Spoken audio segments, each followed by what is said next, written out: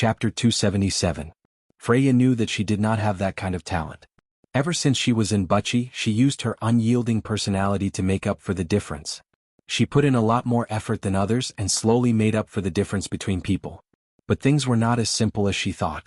As time passed, Freya gradually realized that the difference between people was not something that could be made up with hard work. Just like in this academy, there were too many capable people, and she was simply insignificant in this crowd. She was like a tiny firefly under the bright moon, and the little bit of pride she had in Butchie had completely disappeared. In front of her was a knight student from the upper year. He had the strength of a middle silver-ranked knight, and was on par with Breton. In fact, if this competition did not limit the strength of the participants to the peak of iron-ranked, she would have already fallen to the ground. But even so, she could feel her hands trembling as she gripped her sword. The upper-year student who was frowning was also carefully circling around her. Freya's tenacious fighting style had caused him to suffer quite a bit. The annual championship competition of the Royal Cavalry Academy had a rule that everyone complained about. There was no time to rest between matches, and everyone had to pay the price for wasting too much energy in the previous battle. It was said that the founder of the academy set this rule to let the students understand that no enemy would give them reasonable rules on the battlefield. They had to learn to conserve their energy, and only then would they be able to survive longer on the battlefield. The original intention of the Royal Cavalry Academy was to send the best military talents to this ancient kingdom.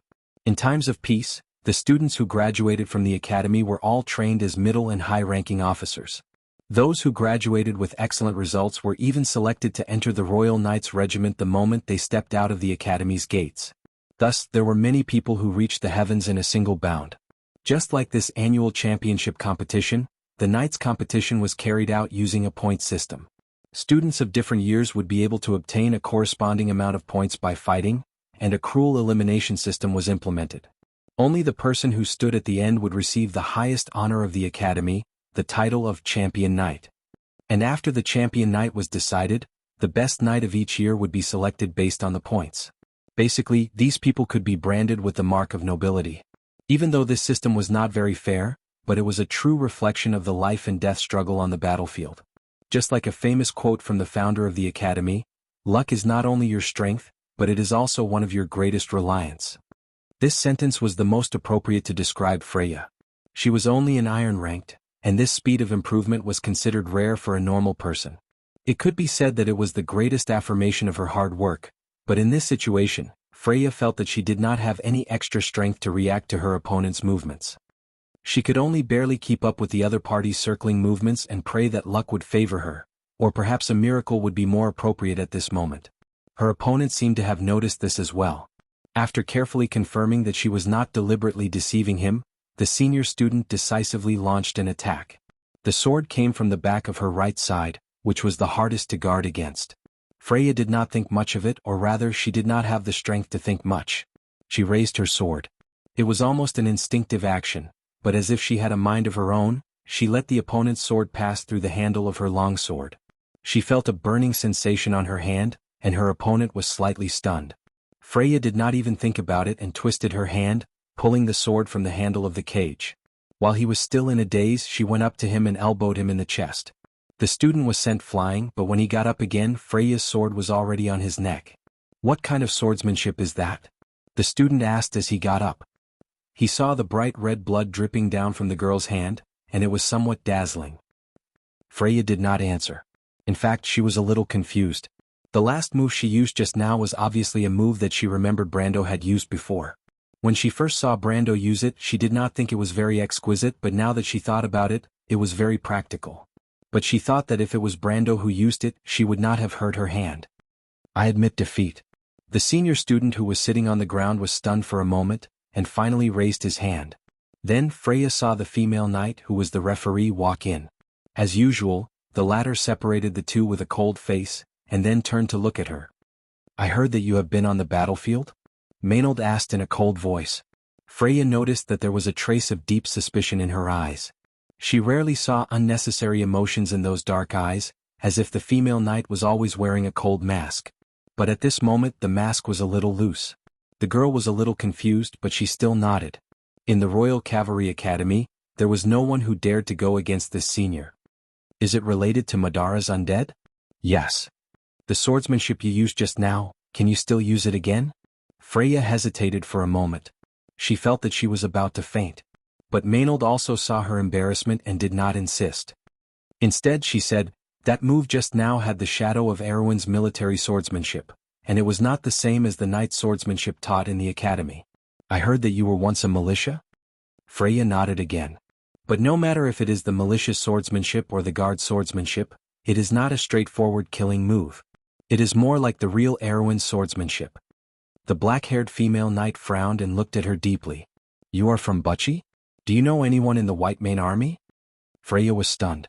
She did not know why this senior who usually took care of her would keep asking her these strange questions. Of course she shook her head. But the current Freya was no longer the ignorant country girl from Wuxia. She had gained a lot of knowledge after studying for a few months. She recalled the move just now and the swordsmanship Brando used. It seemed that they all had one thing in common. To put it simply, it was concise. It was an extremely concise swordsmanship, as if it did not need any extra moves, as if it was purely used to win. Freya could imagine the effect of this swordsmanship on the battlefield. No wonder Maynard called it a killing move. She recalled that Brendel's every move was swift and clean, and his speed was astonishing. But when she came back to her senses, she saw Maynard's pair of dark eyes staring at her. She was shocked. She had never seen this side of Maynard. But after a while Maynard said, actually that was not a pure Erwin battle formation swordsmanship. Freya was stunned. Her heart skipped a beat. What did she mean? Are you hiding something, Freya? The girl quickly shook her head, causing her ponytail to sway. Alright, that was a modified version of Erwin battle formation swordsmanship. Maynard straightened her body and said with a strange expression, I've seen this swordsmanship before. Freya watched as Maynard turned around and walked to the other side of the arena after she finished speaking. However, her face slowly turned pale. She suddenly thought of a possibility. This woman knew Brando. Who was that? The half-fairy princess turned around.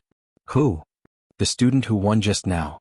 Magadol looked at the crowd below and said, I saw Maynard talking to her for a while. She seemed to be a girl. Griffin followed Magadol's gaze and understood. That's Everton's daughter. The silver-haired girl sighed. Unfortunately, it seems that she did not inherit her father's talent. Although she is already very good, she is not the best in this batch of students. Compared to her father, she is still far behind. Griffin, that's because the quality of this batch of students is too good. Although the nun princess was not an expert in swordsmanship, her wisdom and experience made up for the gap. That young man called Breton, and the other two people, I've heard you mention them more than once. The silver-haired girl smiled. Yes, Lady Martha is still protecting Erwin. She continued, I'm going to pick out the best students from the upper and lower grades to go with you to Ampere Seal, Teeny. Both Oberway, and I think it's necessary to train the students in this cohort. Let them leave Ampere Seal and train. That's my idea. So you have your eyes on that Breton, Griffin? Magadol turned her head and asked. He is indeed a very calm young man. There are very few people like him among the nobles. Not necessarily Tinny, the silver-haired girl's eyes flashed. I know there is one more. He let me know that the blood of Erwin's ancestors has not dried up, so there is still hope for this ancient kingdom. It's rare to hear you praise someone like that, Griffin. The half-fairy princess did not answer her friend's question. She was thinking about the young man that Oberway mentioned. She had already confirmed that he did not come here with Freya. What a mysterious guy. She did not know where he was and what he was doing, but she had a faint premonition that he would not be willing to be left alone. He would soon appear in front of everyone again. As for how he would appear? The silver-haired girl smiled in her heart and threw away this strange thought. To be continued. If you want to know what will happen next, please go to www.chidian.com to read more chapters. Support the author, support the original reading. Chapter 278. Along the banks of the Gree River, the sky was gradually brightening. In the forest, Rabin and the Nightsong Tiger were hiding under the bushes, silently watching the noble's army pass through the forest noisily. This was not surprising, as even the regular army of the kingdom could not achieve such a high level of discipline. Of course, mercenaries were much better. At least they had the awareness of being ambushers. Hundreds of mercenaries were holding their breaths and hiding along the banks of the Gree River, waiting for the last noble soldier to enter the predetermined battlefield. Hundreds of crossbows, long and short bows were about to aim at the prey that was entering their shooting range. Although these guys don't seem to be very strong, the Nightsong Tiger said as he looked out of the forest, But these scouts are still very experienced, they just lack some combat experience. The leader of the Fireground Corps glanced at the man beside him. He knew that this man did not have a name, only a nickname. He had never heard of the night songbird before. You only lack a little combat experience? You're the only one who dares to say that. Rabin couldn't help but think. As a former captain of Karsuk's cavalry, Rabin was much more knowledgeable than the average person. He was well aware that Maxon's scouts were top-notch even in the regular army. However, this man and his mercenaries were too powerful. He saw with his own eyes how the mercenaries of Lopez killed a group of nobles' scouts. They leaped up, mounted their horses, killed them and threw away the corpses in one go. The corpses of the nobles' scouts were still lying in the forest, with only their body temperature left. However, the dead could not stand up and complain about the words of the mercenary leader. The former captain of the cavalry could not help but feel a chill run down his spine. That level of courage and tacit cooperation made him wonder if these guys were really mercenaries. And this guy was only the young lord's servant. He probably wasn't even a knight. Of course, Rabin could not guess who Brando was, but that did not stop him from making a judgment. As a veteran captain of the cavalry, he was more observant than most people when it came to details. When Brando captured Grodin, he already knew that this young man was extraordinary before Yuta and Cornelius. At the same time, he was also the first to suspect Brando's intentions. A noble like Brando did not need to come to such a remote place, right? So what was his purpose? Rabin might seem like a careless person, but he was keenly aware of Brando's ambitions, which was why he sided with him from the start. After leaving Karsuk's cavalry, he worked tirelessly to establish this mercenary group. Of course, he was not someone who was willing to be ordinary. Rabin had been looking for someone to serve among the nobles for a long time, but most of the time, the people he looked up to would look down on him. Most of the people who looked up to him were people like Grodin, who was despised by the nobles. That was until Brando presented him with this opportunity. The two of them hit it off immediately. While Rabin was lost in his thoughts, the nobles' army slowly entered the forest. After crossing the Gree River, Lord Menta slowed down. Although it seemed like the rioters did not stay behind, he was a cautious person. There was nothing wrong with being careful. However, this cautiousness did not come from his innate sensitivity towards war and military matters, but from his personality. That was why when his youngest son caught up to him, Lord Maxon still had his mercenaries and private soldiers move forward through the forest by the riverside. The noises made by the soldiers along the way annoyed him. However, there was no point in restraining them. At most, he could only control them for a while. Instead, he looked at the knights around him and felt a little satisfied. These knights were his old subordinates and were truly seasoned warriors. Even though they were covered in armor, their calm eyes were constantly observing the surrounding forest under their masks.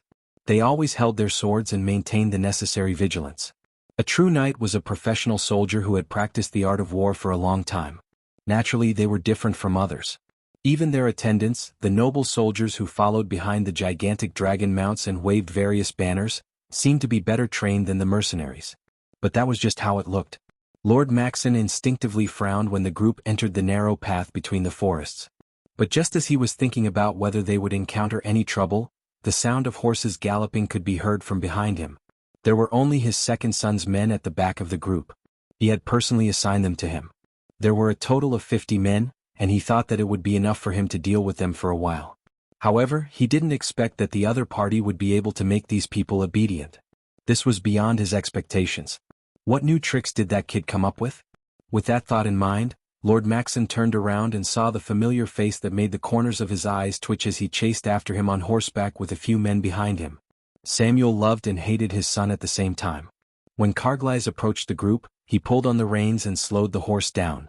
The young man stood upright on the horse in the most standard knight posture, like a straight sharp knife. He casually pushed the messy hair on his forehead to the side and let out a sigh. "Father. What's wrong?" The young man smiled shyly and asked, "Father, how long has it been since the scouts came back?" Lord Maxon was startled as he realized the problem.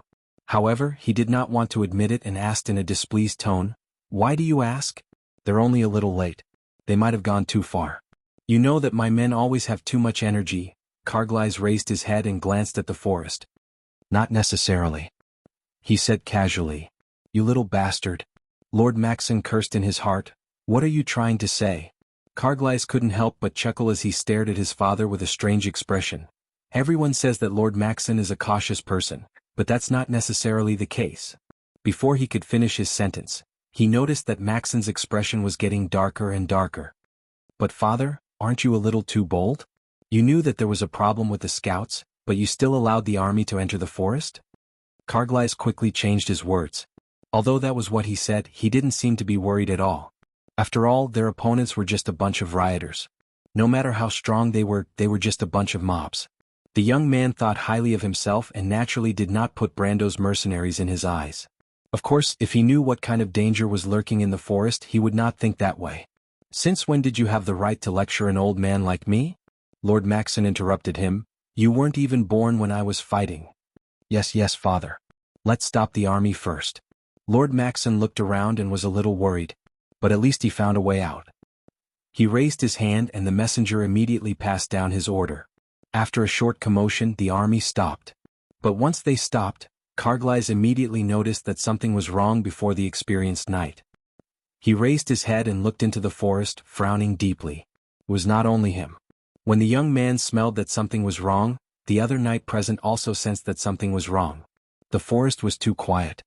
Rabban also frowned. That noble had stopped outside the ambush circle. If he had just a little bit more time, he could have taken the initiative to attack. But this matter was suddenly suspended in the air. He took a deep breath and stared at every detail outside the forest. After some thought, he decided to wait a little longer. In his career as a Karsuk knight, Rabban learned that he had to remain calm on the battlefield. This was how he could see the situation clearly and win the final victory. But this time he was wrong. The Nightsong Tiger also stared in that direction. He had already sensed that something was wrong. It was not normal for the noble's army to stop as soon as the horsemen entered the group. He first suspected that the enemy had discovered their presence. But whether or not the enemy had discovered them, he knew that he had to make a decision. The subterranean dwellers were about 100 meters away from the noble's army. They were equipped with the four-armed crossbows given to them by the humans for the first time. Tajiv had always wanted these weapons, but Grodin was not foolish enough to hand them over to his enemies. Of course, it was a different story when they joined Brando's group. 100 meters was a long distance for a human. Even an iron-ranked warrior would need a few seconds to cross this distance, let alone in the forest. But it was enough for the subterranean dwellers. The Nightsong Tiger made a decision. Send the signal, he ordered in a deep voice. Wait, Rabban was puzzled, the distance is too far. They haven't entered our ambush yet. We have the absolute advantage in numbers and strength. The ambush is just icing on the cake, the Nightsong Tiger answered decisively, but if we wait for them to react, the situation will be out of our control. My lord wants to capture that knight. That is the main point of this battle. The Nightsong Tiger continued. Rabban was stunned for a moment before he understood. It was indeed so. P.S. As Long Kong's hooligan student wishes. To be continued. If you want to know what will happen, please go to www.chidian.com. There are more chapters. Support the author. Support the original reading. Chapter 279. Retreat. Carglass stared into the forest, his expression turning serious. What? Lord Maxon could not believe his ears. His youngest son actually wanted him to retreat. Even though it was fine to be cautious, wasn't this making a mountain out of a molehill? What would happen to his father's reputation? Brat, this old man isn't dead yet. It's not your turn to command. Lord Maxon coughed sternly and reprimanded Carglass. My lord, I'm afraid the young master is right. At this moment, the knight beside him spoke with a grave expression. It's best if we retreat. What's going on? Lord Maxon was stunned. His old subordinates would not joke about him. This time even he started to panic. But just as he finished speaking, everyone heard a shrill cry coming from the forest. The young man subconsciously raised his head and saw a conspicuous magic signal slowly rising in the air. Good heavens, are they really rioters? This was the only thought in Carglass's mind. A day and a night had passed since they left Abyss. Beyond the blue-black peaks, the party stood on the summit, and the view extended in all directions with the earth. The fields formed a green-checkered rag, which stretched away through the winding valleys. Brando did not expect Mount Greyhar to have such a scenery and could not help but be startled. That's Schaflund. Jana looked down the mountain path. Red roofs dotted the forest like stars in the sky. They gradually became denser, forming a settlement. The small town was sleeping peacefully in the mountains. It was close to noon, but they had already arrived. Although Seal's words before he left opened up a whole new line of thought for Brendel. As a free trade port, Amberlight was a place full of gold, and he didn't only have Ramona in his hands. Not only did he have Ramona's paintings, but he also had a future master alchemist. Coupled with the experience he brought from the game, it would not be difficult for him to earn a bucket of gold from the free trade port. Even though he had to go to Amberlight, Schafland's silver mine was also a long-term matter. Thus, Brando did not change his plans and came to this mining town in the mountains. How beautiful! Scarlet muttered when she saw this scene from behind. At this moment, the bushes behind them rustled as mercenaries came out of the forest one after another. There were a total of 27 of them, each of them steady as they looked around with sharp eyes. These people were all at least at the peak of iron rank, and they were all elites under Yuta's command. In order to gather enough people, the female mercenary leader had even borrowed quite a few people from other small mercenary groups. To be honest, Brendel was taken aback when he saw them. The peak of the iron rank was already at the threshold of the silver rank. These people only needed to be trained a little and they could become masters of their own. Even a well-trained knight could not compare to them. But compared to his own luxurious lineup, these people paled in comparison. Not to mention Brando himself, everyone here knew that the two girls beside the young lord were golden warriors. There were also two silent attendants. They were actually angels, but their snow-white wings were too eye-catching, so Brando asked them to keep them. They were also lower silver rank.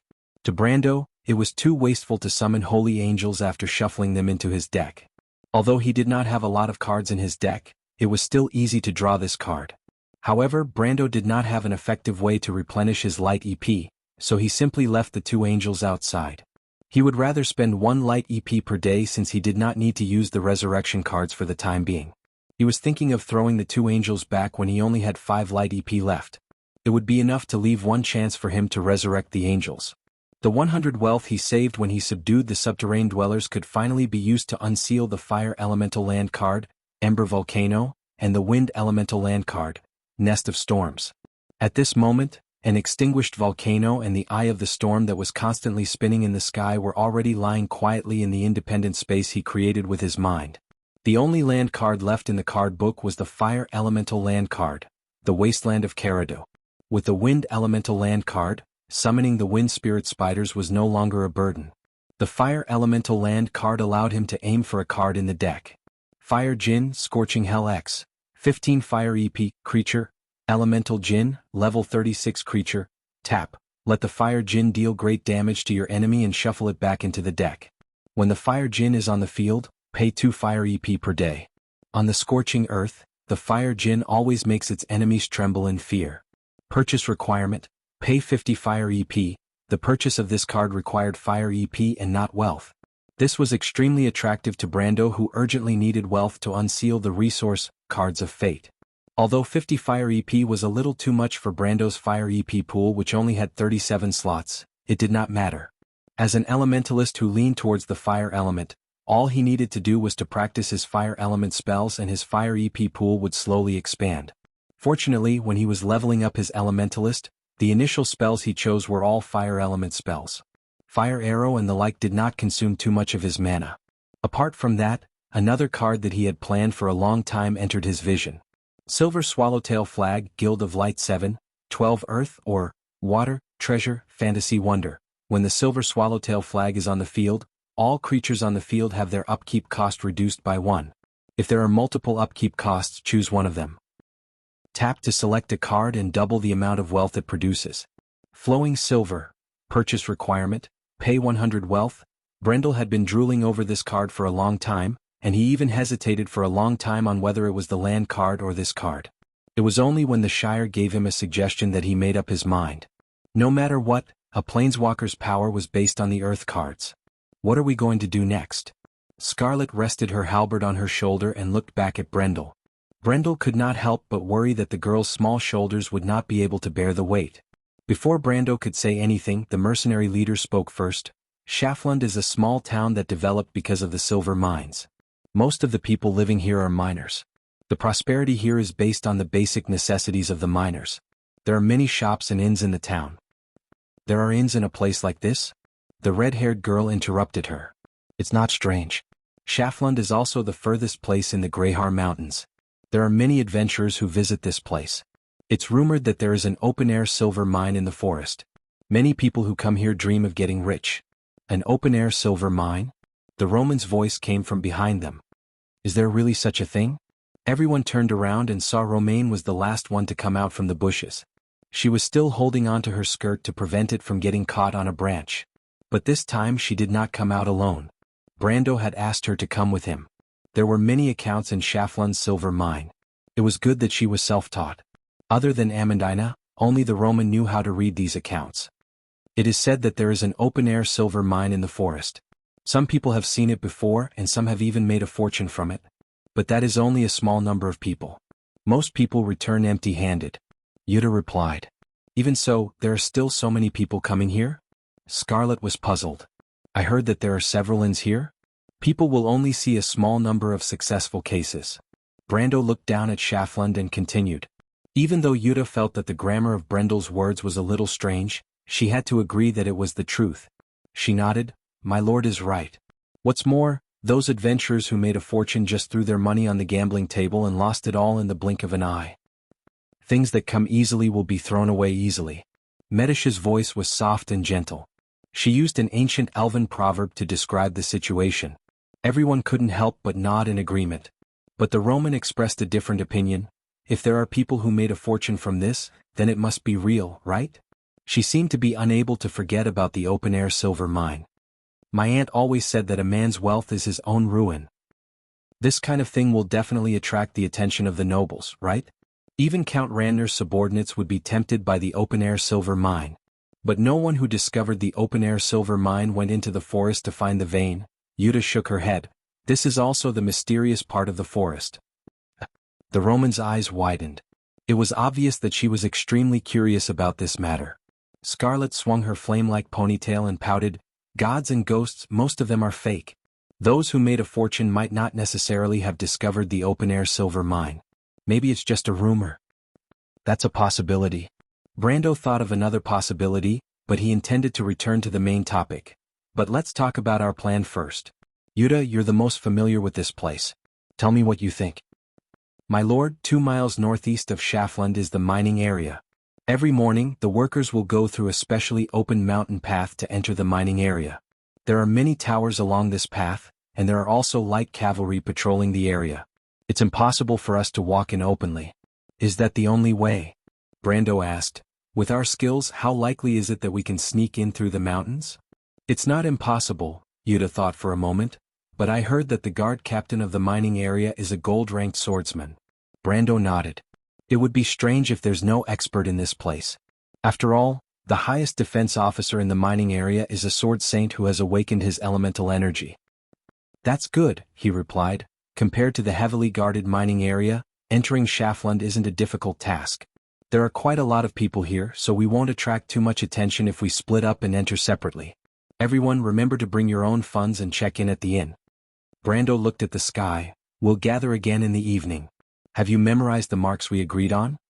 Everyone nodded in agreement. Then let's move out. To be continued. If you want to know what will happen next, please go to www.chidian.com to read more chapters. Support the author, support the original reading. Chapter 280. In the center of Schaflund, there was a tavern called Forest Trout. The owner of the tavern was an ordinary middle-aged man, but the ale sold there tasted really good and attracted a lot of regular customers. Most of them were local workmen who worked 6 days a week and could come back to town on Sundays to relax. Workmen from the mines, stinking of sweat, invariably boisterous, and without exception rude and loud, heedless of what other people thought of them, commenting in small groups on the figure of some waitress. If any of the waitresses in the tavern gave them a flirtatious look, they would definitely be booed. But there were a few youths drinking in the corner of the tavern, looking at them from the corner of their eyes while discussing their own matters.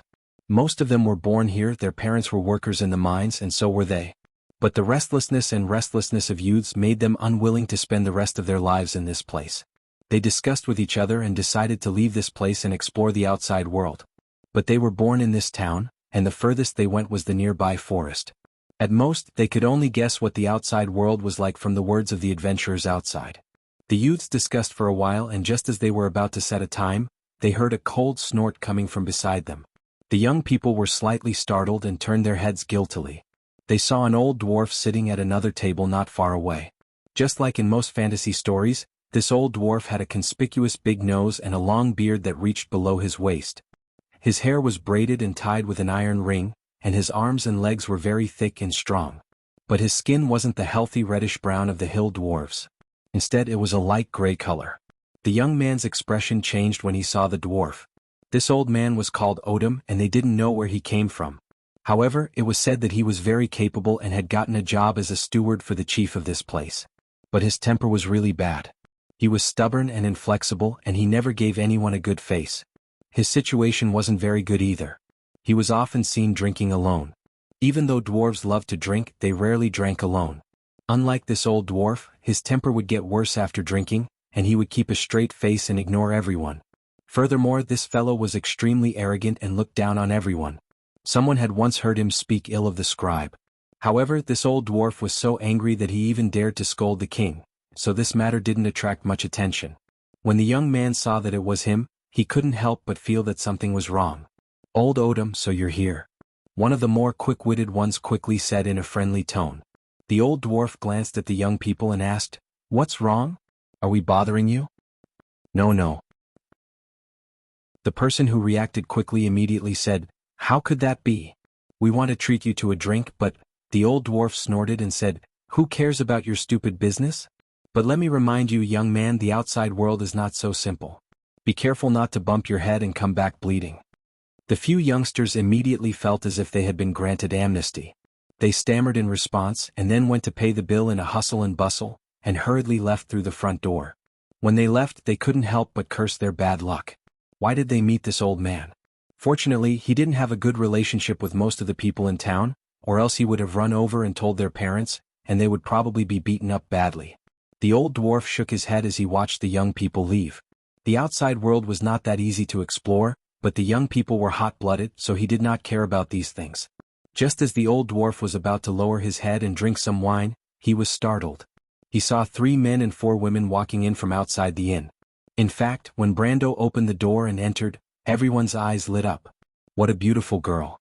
Medisha was a pure-blooded silver elf royalty, and her beauty was self-evident. Although her body hadn't fully matured, and she had a delicate temperament, she attracted the attention of others. Roman and Scarlet were not to be outdone either. The merchant girl always had a unique temperament that made people want to take a second look at her, and her pair of dark eyes played an important role. Moreover, her hands were placed on the leather bag in front of her chest, and the way she looked around made people have a good impression of her. Scarlet's amber eyes were like burning flames that attracted people's attention. When the girl entered the bar, she couldn't help but frown slightly. The tip of her eyebrows raised, and there was a dangerous aura about her that kept people away. The lightning spear was disassembled into 3 parts and tied to her back. The girl raised her head slightly, letting her long red ponytail hang behind her back. She looked around with a vigilant expression. However, the one who caused a commotion among the guests was Yuta, who didn't stand out as much in terms of appearance. The female mercenary group leader's tall and voluptuous figure caused everyone to subconsciously whistle when she entered the hall. A few gazes even landed on the group leader's towering chest. Yuta didn't mind and only snorted coldly. Brando couldn't help but chuckle.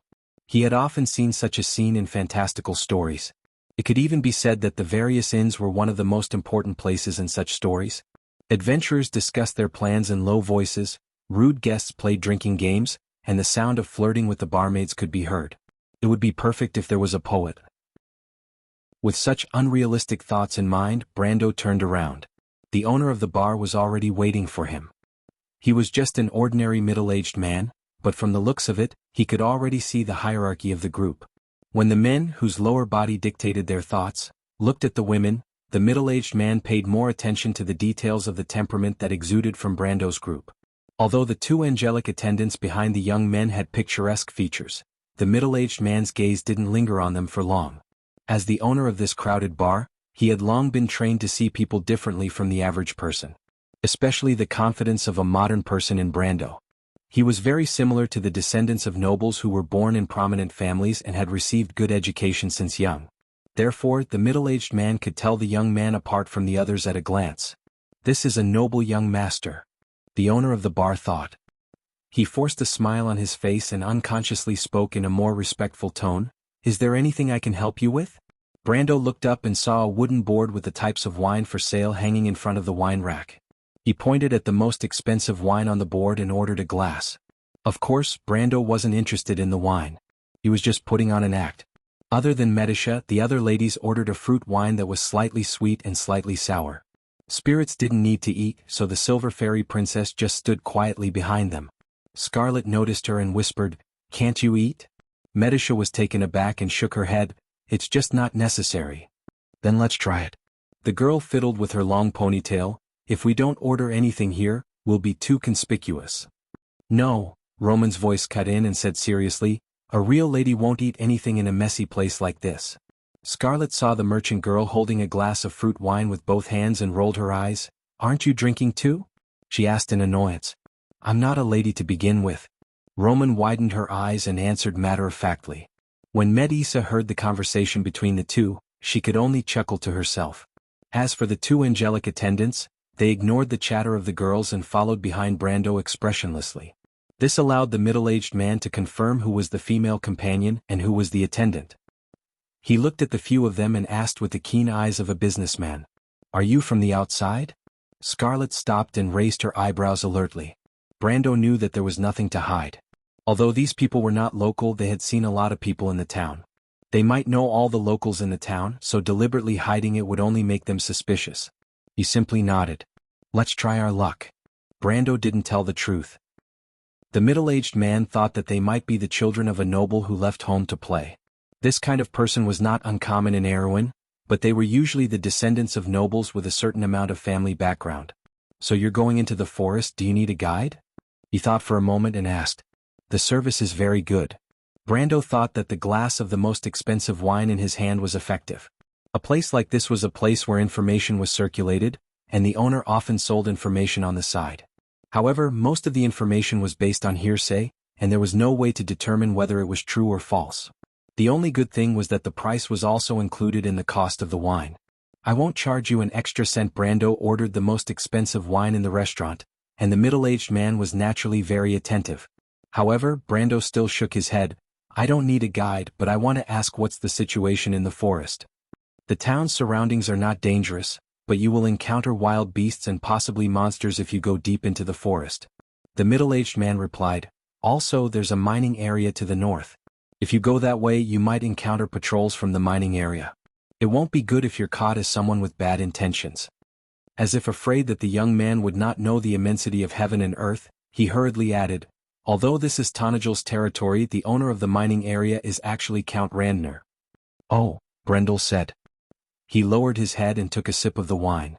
The spicy taste went straight from his tongue to his throat, and then back into his nose. The young man almost coughed violently. Brando frowned. He was not a good drinker, and it was not a wise choice to pretend to be like this. With great difficulty he suppressed the taste in his mouth.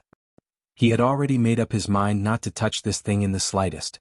At the same time, he raised his head and asked in a roundabout manner, "Since that's the case, what places should I avoid?" "Don't go north," the innkeeper replied. "As long as you don't go north, there won't be any trouble." "But if I don't go north, how will I find the legendary open-air silver mine?" Brando purposely frowned. The middle-aged man glanced at him and thought, as expected, he's here for this. Translator, Endless Fantasy Translation Editor, Endless Fantasy Translation, P.S. Recently there have been doomsday cult followers roaming the book review section again. Chapter 281. "That's hard to say," the innkeeper lowered his body and whispered to them, "but if you don't lack money, you can try looking for a few famous adventurers. Those adventurers have been to the forest many times and have even drawn a map of the area." "A map? It's worth a lot." Brando nodded and asked about the local situation. It was mainly about the work and rest of the workers, as well as the patrol time of the soldiers in the mining area. Of course, he was pretending to be an adventurer. As for the owner of the inn, he saw him as a noble who did not know the immensity of heaven and earth and only wanted to have fun. Both of them did not mind the misunderstanding, and the conversation went on harmoniously. Brando did not waste much of his time. After a short while, he turned around and saw that the ladies had found a seat in the hall. Brando looked at them and was about to walk over, but he stopped. A dwarf stood in front of him. "Please make way." The drunk Odom squinted his small eyes and could barely see the young man in front of him. He thought that it was the one who came in earlier, but that was not important. He just wanted to know, what was the purpose of this person blocking his way? The old dwarf shook his head and wanted to figure it out. But Brando did not know whether to laugh or cry. It was as if the road was 10 feet wide, but the damn dwarf insisted on standing in front of him and saying that he was blocking his way. But he did not have the time to cause trouble here, so he hesitated for a while and stepped aside. But at this moment, Brando was stunned. The dwarf's face was red, and Brando thought that he was just a common hill dwarf.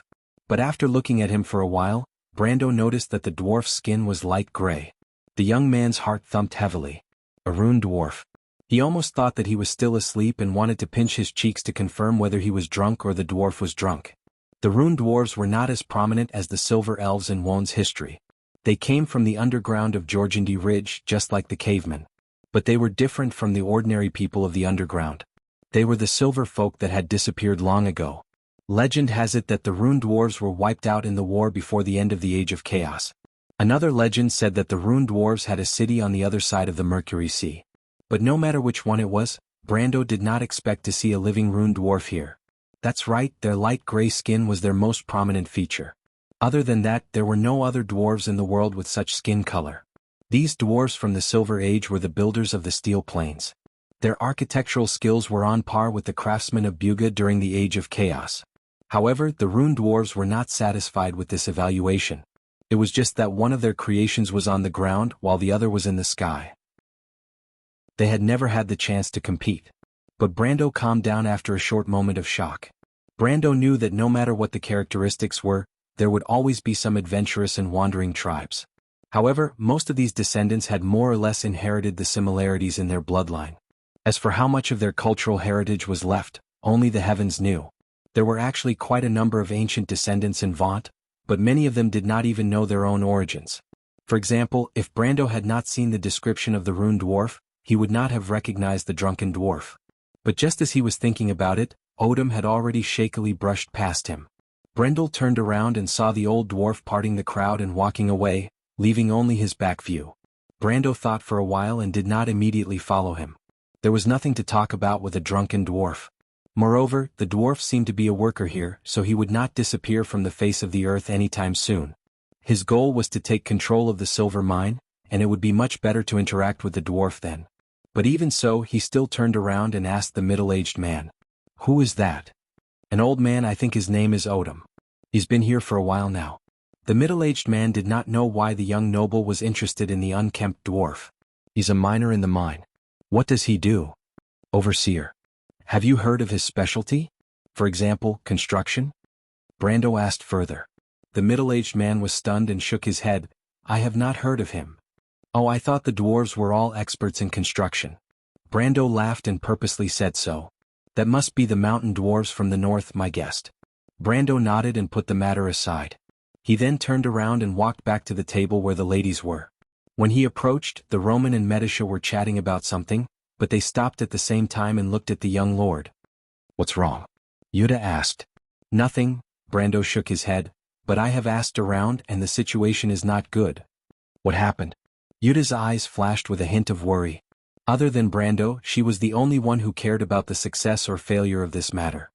"We thought that the workers would go in and out of the mine every day, but I just heard that is not the case," Brando said in a low voice. "In fact, the workers are only in town for 1 day a week. Every Monday morning they will return to the mine and will only leave after Saturday. The other party is very strict with the management of the workers. Yes, the chances of us fishing in troubled waters is small," Brando said. "What's the problem?" Scarlet asked, puzzled. 2 points. It is not difficult to take control of the mine. We just need to kill the intermediate gold-ranked swordsman. The remaining 100 or so people will not be enough. However, it is a little troublesome to do it quietly and not attract the attention of Lord Paulus. But me, my lord, and Princess Medicia, will there be any problem for the 3 of us to deal with the intermediate gold-ranked swordsman? The red-haired girl frowned and asked. Of course not, but you should know how big the commotion caused by a fight between gold-ranked swordsmen is. Brando replied. As long as one person knows that the mine is under attack, the news will spread like wildfire. In a few days, Lord Paulus will know more about this matter than we do. We can seal the news. Roman suggested. Lord Paulus is not a fool. If there is no news from Shaftalin for a long time, he will be suspicious. The only thing we can do is to control this place and make it work as usual, and secretly send silver to Ferber. Brendel shook his head. Brando did not finish his sentence, but everyone knew what was going to happen next. The silver would be secretly sent to the mint and made into private coins. This was a secret that the local lords did not need to disclose. In fact, before they left, Brando had already asked the county to search for a secret mint that Grodin might be hiding in a manor outside Abbey's. In fact, these were all things that could lead to the gallows, but as Brando often said, a death row criminal would not care if there was 1 or 2 nooses around his neck. Scarlet was startled for a moment, then slowly nodded in understanding. Can't we lure him out? Or take action when he is outside? That human can't stay in the mine forever, right? The Silver Fairy Princess suggested in a soft voice. We can, but if he doesn't come out once a month, won't we have to wait here for a month? Brando shook his head. That's why we have to take the initiative and sneak into the mine to find out his movements. Besides, if we want to control the mine, our men will have to infiltrate it sooner or later. Medisha nodded in agreement. Then what should we do, my lord? Yuta asked softly. Shoot, don't call me my lord here. Brando looked around and said, actually, I've not only heard bad news but also 2 good news. This time, no one interrupted as if they were waiting for him to continue. The first news is that the adventurers in the vicinity might have secretly made a map of the mine. I think this news is very likely to be true. From what I know, adventurers often do this kind of thing. Yes, young master, the mercenary leader saw Brando's gaze and hurriedly corrected herself. Sometimes the adventurers would even work together with the local bandits. The nobles usually turn a blind eye to this kind of thing since they won't do anything anyway. And the second news? Romaine asked curiously. I heard that the adventurers here would occasionally work in the mines for a period of time. You should know that adventurers don't always have the means to support themselves. Yuta was startled when she heard the news. The nobles are willing to let these troublemakers into the mines? Why wouldn't they? The mines need labor. They're not allowed to bring weapons into the mines, and they're not allowed to leave with even a piece of ore. The mines are used to exchange ores for money and food. What can these adventurers do? Besides, this is Count Randner's territory. Other than us, who else would cause trouble? Brando asked in a low voice. Then can't we sneak in? Romaine's eyes lit up. You can't, but I can. There are others who can too. Brando shook his head. The mines don't take in women or else the world will be in chaos. They looked at each other and saw the feasibility of the plan in each other's eyes. If they could sneak into the mines as workers, then it would be easy to find out the movements of the guards. But how should they do it? To be continued. If you want to know what will happen next, please go to www.chidian.com to read more chapters. Support the author, support the original reading. Chapter 282. The entrance to the mine was bustling with activity. Be it workers or adventurers, all of them entered the mine in an orderly manner under the watchful eyes of a group of cavalrymen. In order to speed up the process, the crowd formed 3 columns. Brando glanced at the map in his hand and silently memorized the terrain and markings on it. He then folded the parchment and kept it in his bosom. He raised his head and looked at the group in front of him. More than 20 mercenaries had successfully infiltrated the mine, and the cavalrymen patrolling the entrance were not very vigilant. This was probably because Shaftalin had been peaceful for too long. Even if there were bandits harassing Tanajul, these outlaws rarely dared to enter the mine. On one hand, they were afraid of Count Randner's reputation, and on the other hand, the losses outweighed the gains. Brando's gaze landed on the lush forest. Scarlet, Medisha, and Yuta might have already infiltrated the mine. Even the weakest of them was at least a silver-ranked warrior, and it would not be difficult for them to avoid the attention of the soldiers on the tower. The Roman was left behind in Shaftalin, and there were 2 holy angels protecting him. At the very least he would not be too worried. Then Brando heard the cavalryman in front of him shouting, "Next!" The cavalryman's voice carried a strong local accent, and he knew it was his turn. They hurriedly lowered their heads and walked forward. At first, they thought that the other party would at least make a show of searching them, but they didn't expect that the cavalrymen wearing bright silver-pointed helmets would let them pass after sweeping their gaze over their heads and seeing that no one was carrying any weapons. If I knew this would happen, maybe Yuta and the others could have disguised themselves as men and sneaked in. Brando shook his head and thought to himself. But it seems like the silver-ranked swordsman's vigilance is not that high. This is good news. After passing the sentry post, the surveillance became more relaxed. Brando looked around and quickly identified the mercenaries in disguise. Of course, the so-called disguise meant that they did not bring any weapons. Of course, he did not immediately rush forward to meet up with his men. Although it wasn't that adventurers didn't travel in groups, their group of more than 20 people was enough to arouse suspicion. Moreover, everyone had left a way to contact each other, so there was no rush. Brando had completed all sorts of quests in the Amber Sword, but he had never gone deep into enemy territory in disguise. For a moment he couldn't help but feel a little nervous and inexplicably excited. But when he remembered that he was a gold-ranked level 1 player, he subconsciously calmed down a little. Yes, although in the past game, it was a wound where gold was as plentiful as dogs and elements were everywhere.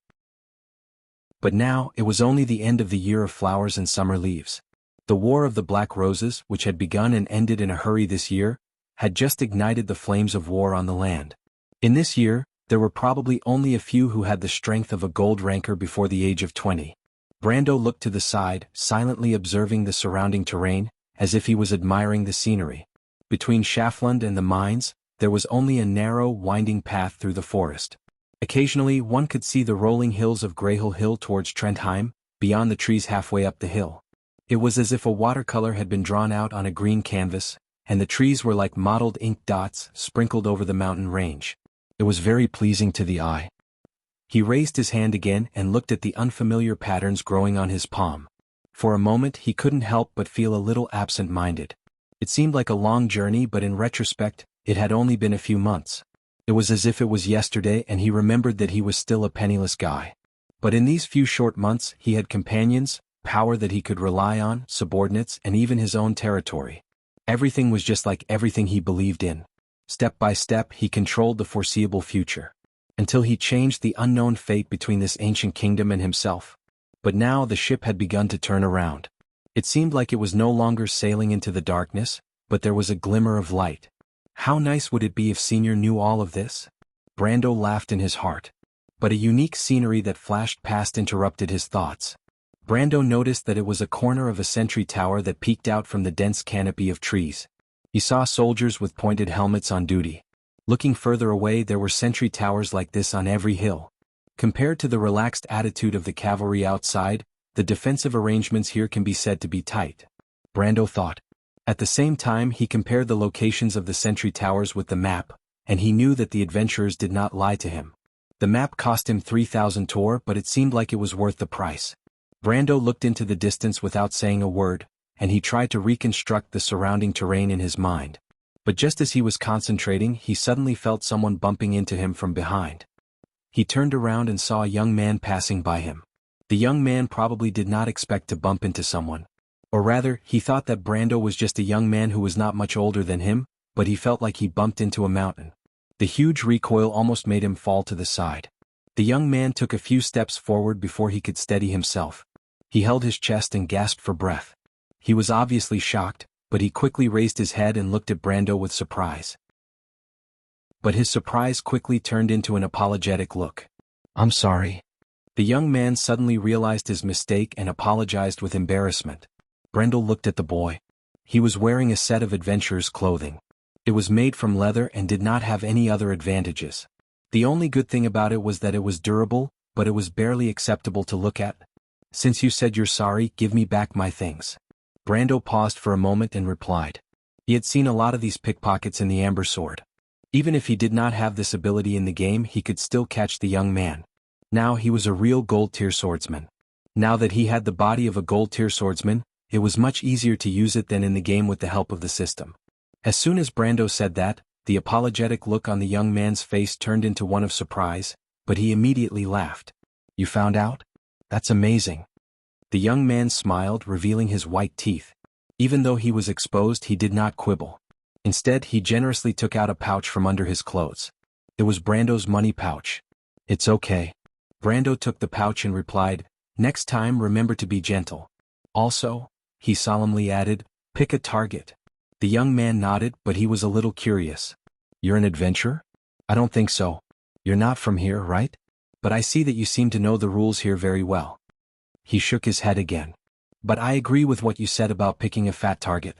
But this time, we didn't expect you to be so strong at such a young age. I feel that your reaction is much faster than Mars." That guy always likes to brag. By the way, brother, where are you from?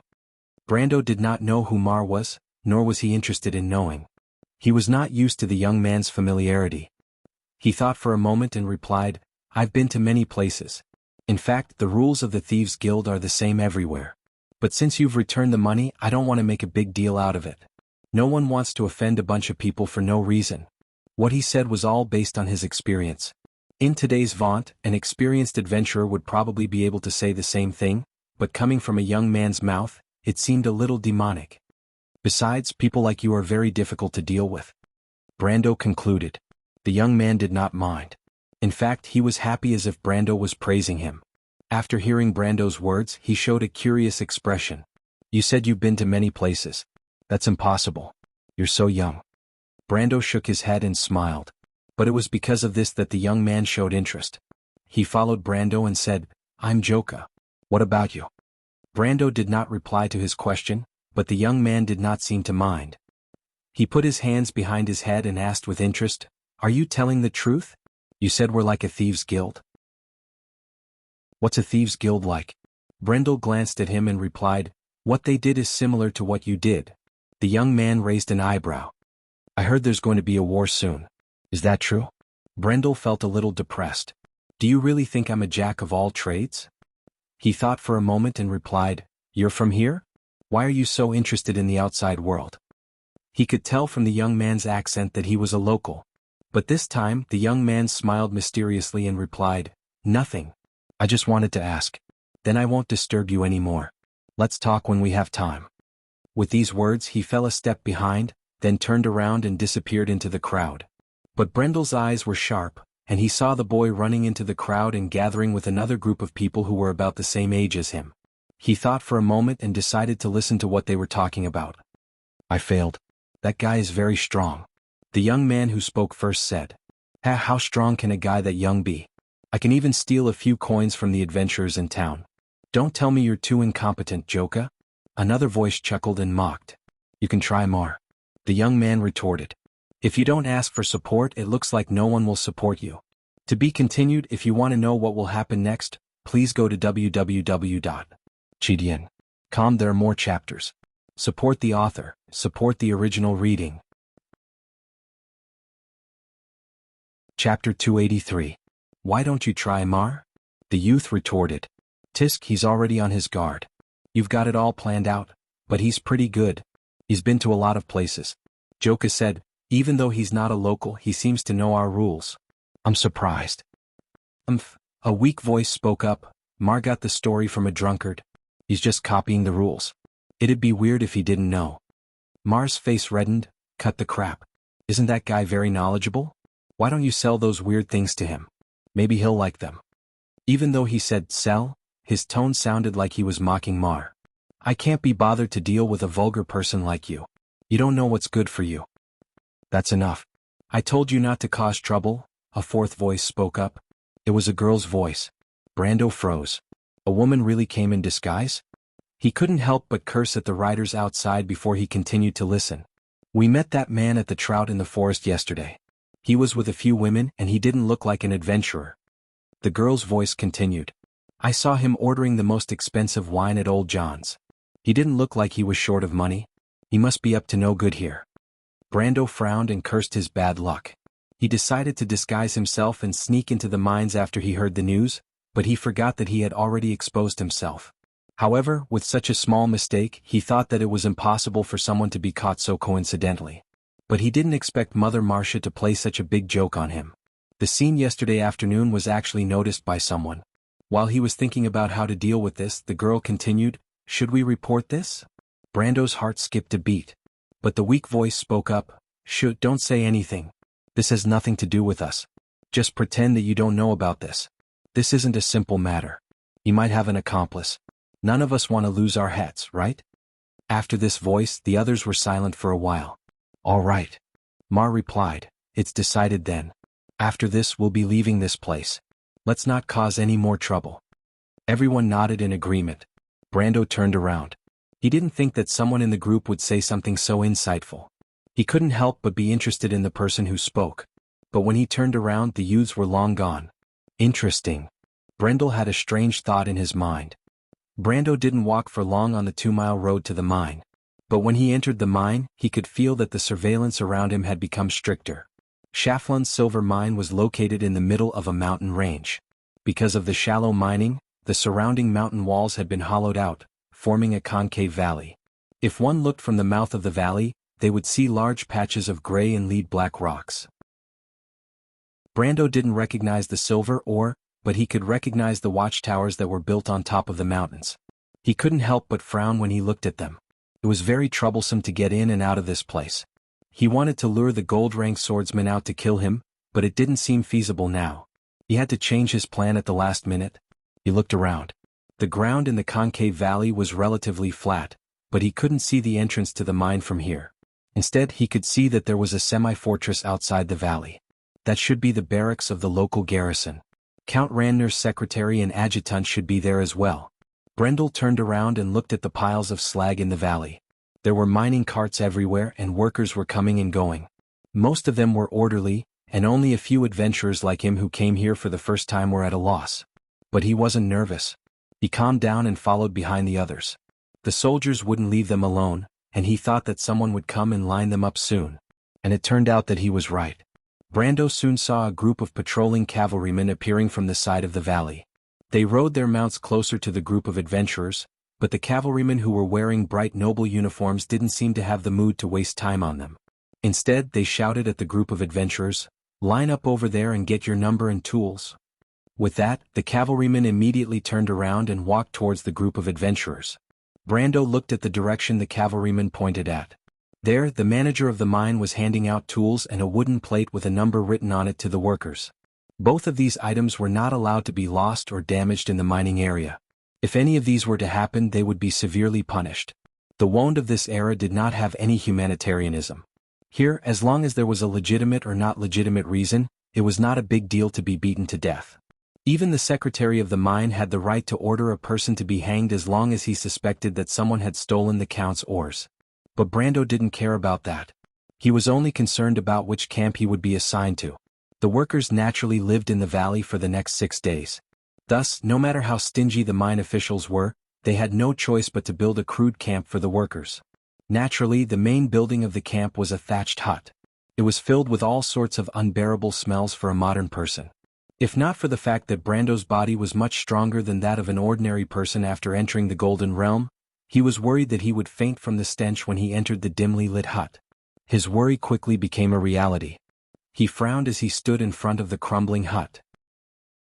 He compared the number in his hand with the location of the hut. But in the end he was disappointed. It was here. Brando's nose twitched. He was still a few feet away from the hut, but he could already smell the nauseating stench. At that moment, he suddenly felt that Yuta, Scarlet, and Medisha were wise not to come. And of course he had made the most foolish choice. He hesitated for a moment and could not help but look back. There were a total of 4 such camps in the valley. He had secretly noticed that most of the mercenaries were scattered. But he believed that this would not be a problem for the experienced warriors. Another piece of good news was that there were 3 people who were assigned to the same camp as him. He had already found some markings outside the huts. But no matter if it was good news or bad news, it could not solve the current problem. Brando frowned in distress. In the end, he hesitated and walked towards the dark hut. His expression was as if he was walking towards the execution ground. Of course, before entering the hut, he waved his hand and an invisible wind rolled up a few pebbles and formed a triangle at the door. After he had mastered the White Raven swordsmanship, he could now use it freely. Brando thought that this would be a very useful swordsmanship. If he had the time, he could go to Erwin's palace and learn the advanced parts of it. But this idea was a little unrealistic. After all, Erwin's secret swordsmanship was not something that could be easily leaked out. Princess Griffine must be proficient in this swordsmanship as well. But what conditions would she be willing to teach it to him was a problem. With this thought in mind, he entered the hut. Even though he tried his best to control himself, he could not help but cover his nose with his hand. The hut was quiet for a moment. Then he heard a voice that was almost inaudible. "Tisk, spoiled nobleman." This sentence was almost silent. If it was heard by a normal person, it would have been inaudible. But Brando heard it clearly. He raised his head and saw the people in the hut. Then he was stunned. This was too much of a coincidence. The people in the hut were none other than the youths he met before. He first saw the youth named Joka. He was smiling awkwardly as he sat on a straw mat opposite him. Then there was the youth named Mar beside him. He seemed to be the oldest among them and also the most muscular one. He was taller than Joka by a head and was almost the same height as Brando. Brando immediately knew that this youth was the one who spoke earlier. He saw the youth's hand under his clothes and guessed that there was a dagger or short sword under his clothes. Brando could not help but curse at the patrolling knights outside.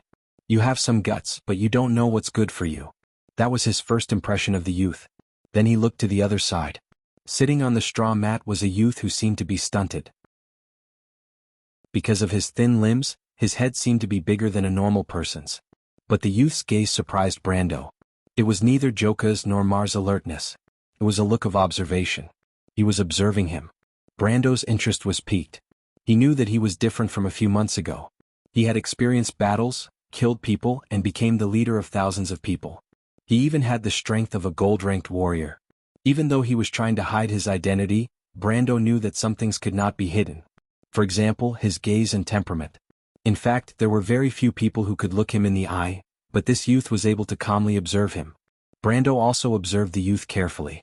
He noticed that there was a gray backpack beside the youth's straw mat, but he did not know what was inside.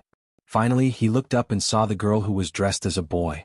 She was also a little skinny and did not look very pretty. She was just a little delicate with a few freckles on her face. Even though the room was dark, it was as bright as day in his eyes, and he could see everything clearly. Other than these few people, there were actually 3 other youths in the room. They seemed to be in the same group. But that was not what Brando wanted to complain about. What he really wanted to complain about was 8 people in such a small room. Oh my God, Martha.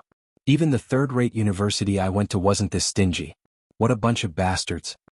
To be continued. If you want to know what will happen next, please go to www.chidian.com to read more chapters.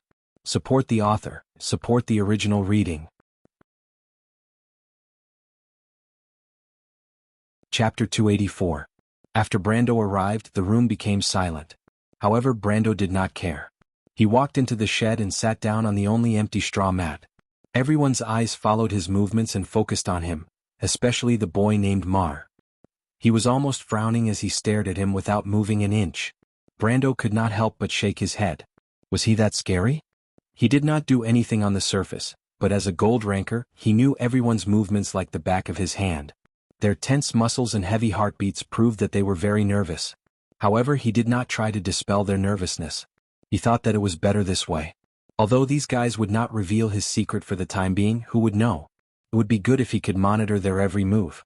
Because of his presence, the strange and tense atmosphere in the room lasted until the evening. To be exact, it was after dinner. Most of the workers arrived at the mine on Sunday night. The silver mine usually started work the next morning. Brando had a lot of time to familiarize himself with the situation here. However, he did not try the terrible dinner. He could not tell what was cooking in the pot. It was green and sticky like a witch's potion. It even had a rancid smell. Just one look was enough to make him lose his appetite, let alone eat it. He was only glad that he had brought enough food with him under Jana's reminder. At the same time, he suspected that the female mercenary leader had done similar work before. Otherwise, how could she be so experienced? After walking around outside and confirming the location of the other camps, Brando returned to his shed. But this time, as soon as he entered the house, he saw the malnourished boy sitting in the room. He did not seem to have gone out with the others. Brando looked to the side and found that the girl was accompanying the young man. He was stunned. You don't eat? Brando thought that the young man was being ostracized by the others. After all, this kind of thing often happened in such groups. It was not rare. However, the young man shook his head. I don't eat dinner. The young man did not seem to be afraid of him. He answered calmly. Not eating dinner? Brando was stunned. Fasting? He immediately thought that this was a follower of the Silver Lily sect. In his impression, only those poor ascetics would have such a strange habit. The monks of the Silver Lily did not have dinner because they wanted to remember the days when Herod, the Flame King, was on the Great Plains. It was the most difficult period of the human race in the Dark Ages. They wandered the wilderness to escape the pursuit of the Myurnas. Countless people died of starvation on this road. The boy nodded at Brando's question. The Silver Lily sect was a small sect under the Holy Cathedral of Fire. It was very common in the Iraq region, but most of the followers of this sect did not practice fasting. unless they were apprentices who had been taught. So Brando looked at the young man and asked, "Have you studied under a cultivator before?" The youth nodded again. "I studied with a cultivator for a period of time.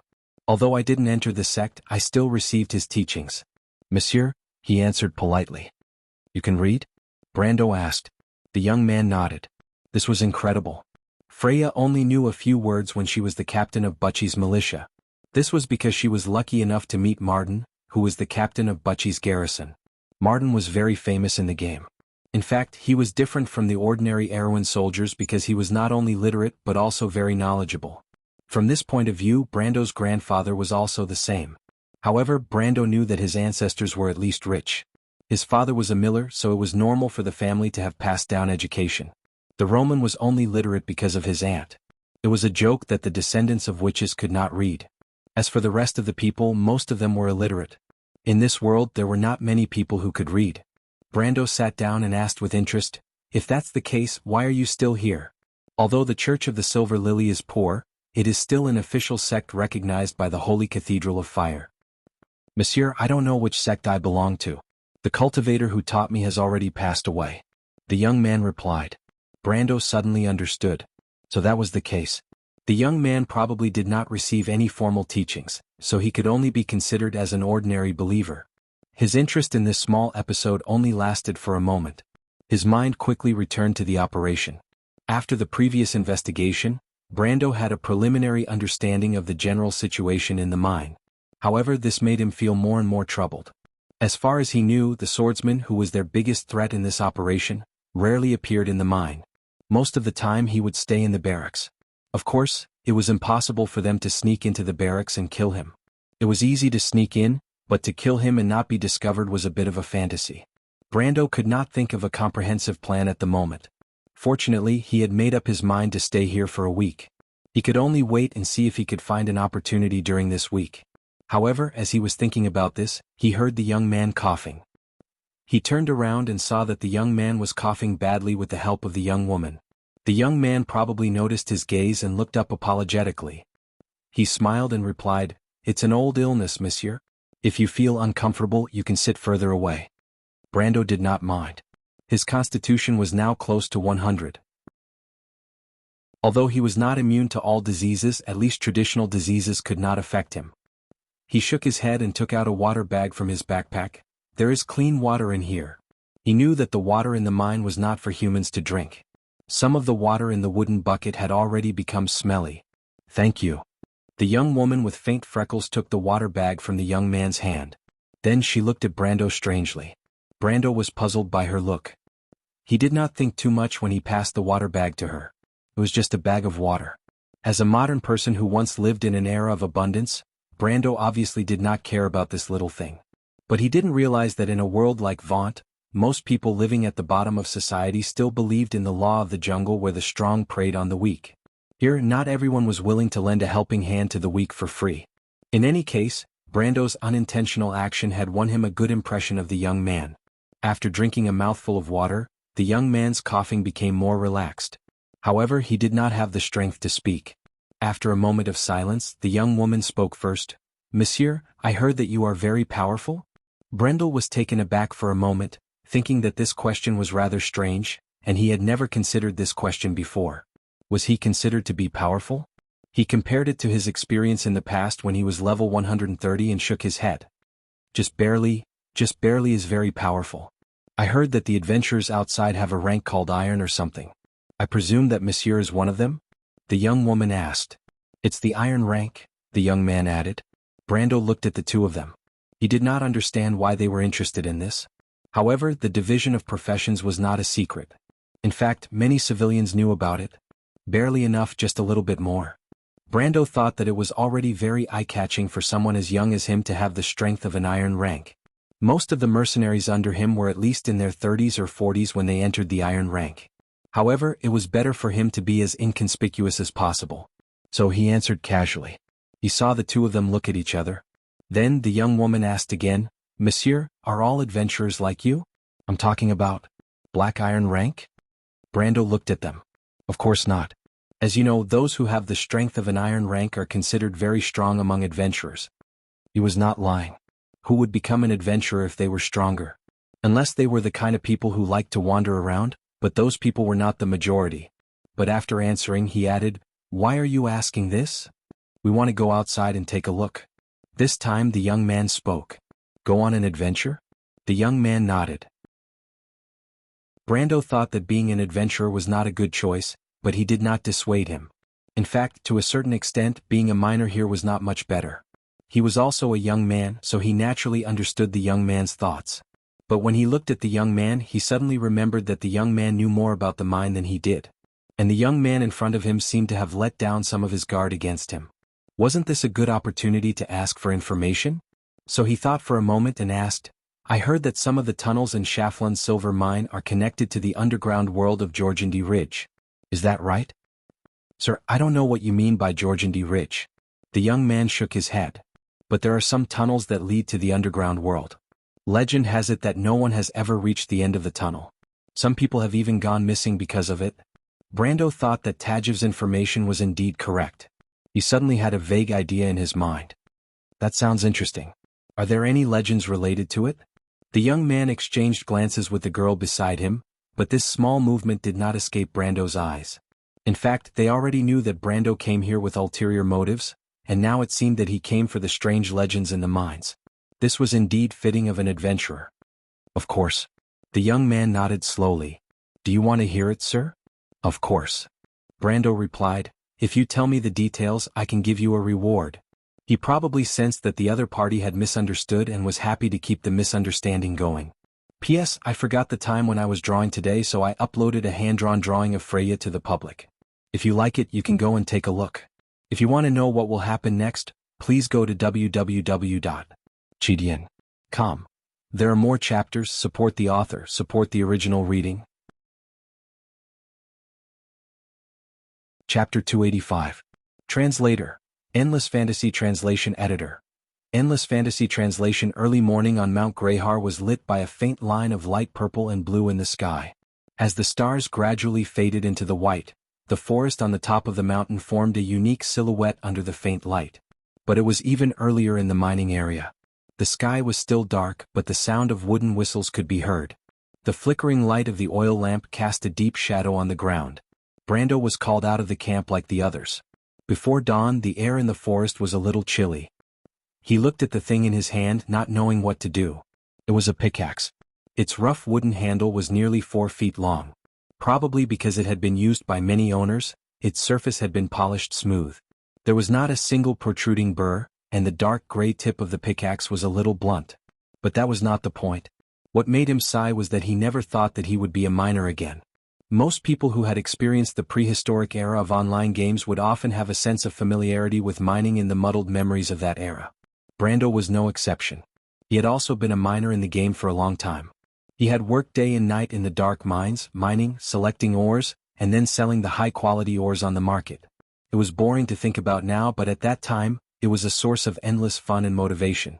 Because he watched the money he earned to equip his character step by step and become stronger, he was filled with a sense of spiritual satisfaction. Although this was just an achievement in the virtual world. Brando weighed the pickaxe and could not help but laugh at himself for a moment. But he looked up and carefully identified the figures in the crowd in the distance. He quickly found the presence of Yuta, Scarlet, and Medisha among a few familiar figures. They had obviously seen the marks he left in the forest at night and had now disguised themselves as miners and blended in with the workers. They wore headscarves, which was not uncommon among the mountain villagers, but their dirty clothes were bought by Brando from the teenagers. They had a lot of connections in the area, so it was very convenient for him. However, the biggest reward he got was the information he got from Cohen. It was the rumor that the Shaflan mine was connected to the underground world. When he heard Cohen's words, he had a vague idea in his mind, and after some time he finally connected this idea to his plan. As for whether his plan would succeed or not, it would depend on the situation today. Even Brando did not expect the opportunity to come so quickly. While he was thinking about it, he felt someone elbow him from behind. He turned around and saw Joka. It turned out that Joka saw him in a daze and came over to remind him. "Be careful. Once you get the tools, you'll be whipped if you're late," Joka whispered as he walked past him. The first thing he did was to check if his money pouch was still on him. When he turned around, he saw the frail youth nodding at him from afar. It was obvious that the youth had sent Joka over to remind him. After spending a short time with him yesterday, the teenagers were not as wary of him as before, but Cohen was willing to help him out of gratitude. Brando felt that Cohen did not want to owe him a favor or have anything to do with him. This was within his expectations, but he did not expect Cohen to have such a high status in the group. He thought for a moment and quickly caught up with Joka. Where should I go? Joka already knew that Brando was only here as a pretense, so he was not surprised by his question. Since you don't know, just follow us. I know where there are more mines. Thank you. This isn't a free service. Joka turned around and rubbed his fingers together. You have money, right? Of course. Brando smiled. After the two of them entered the mine, the light naturally became soft and dim. After the silver mines in Schaflund were cleared out, the humans drilled several deep wells into the ground to mine the lower layers of the silver mines.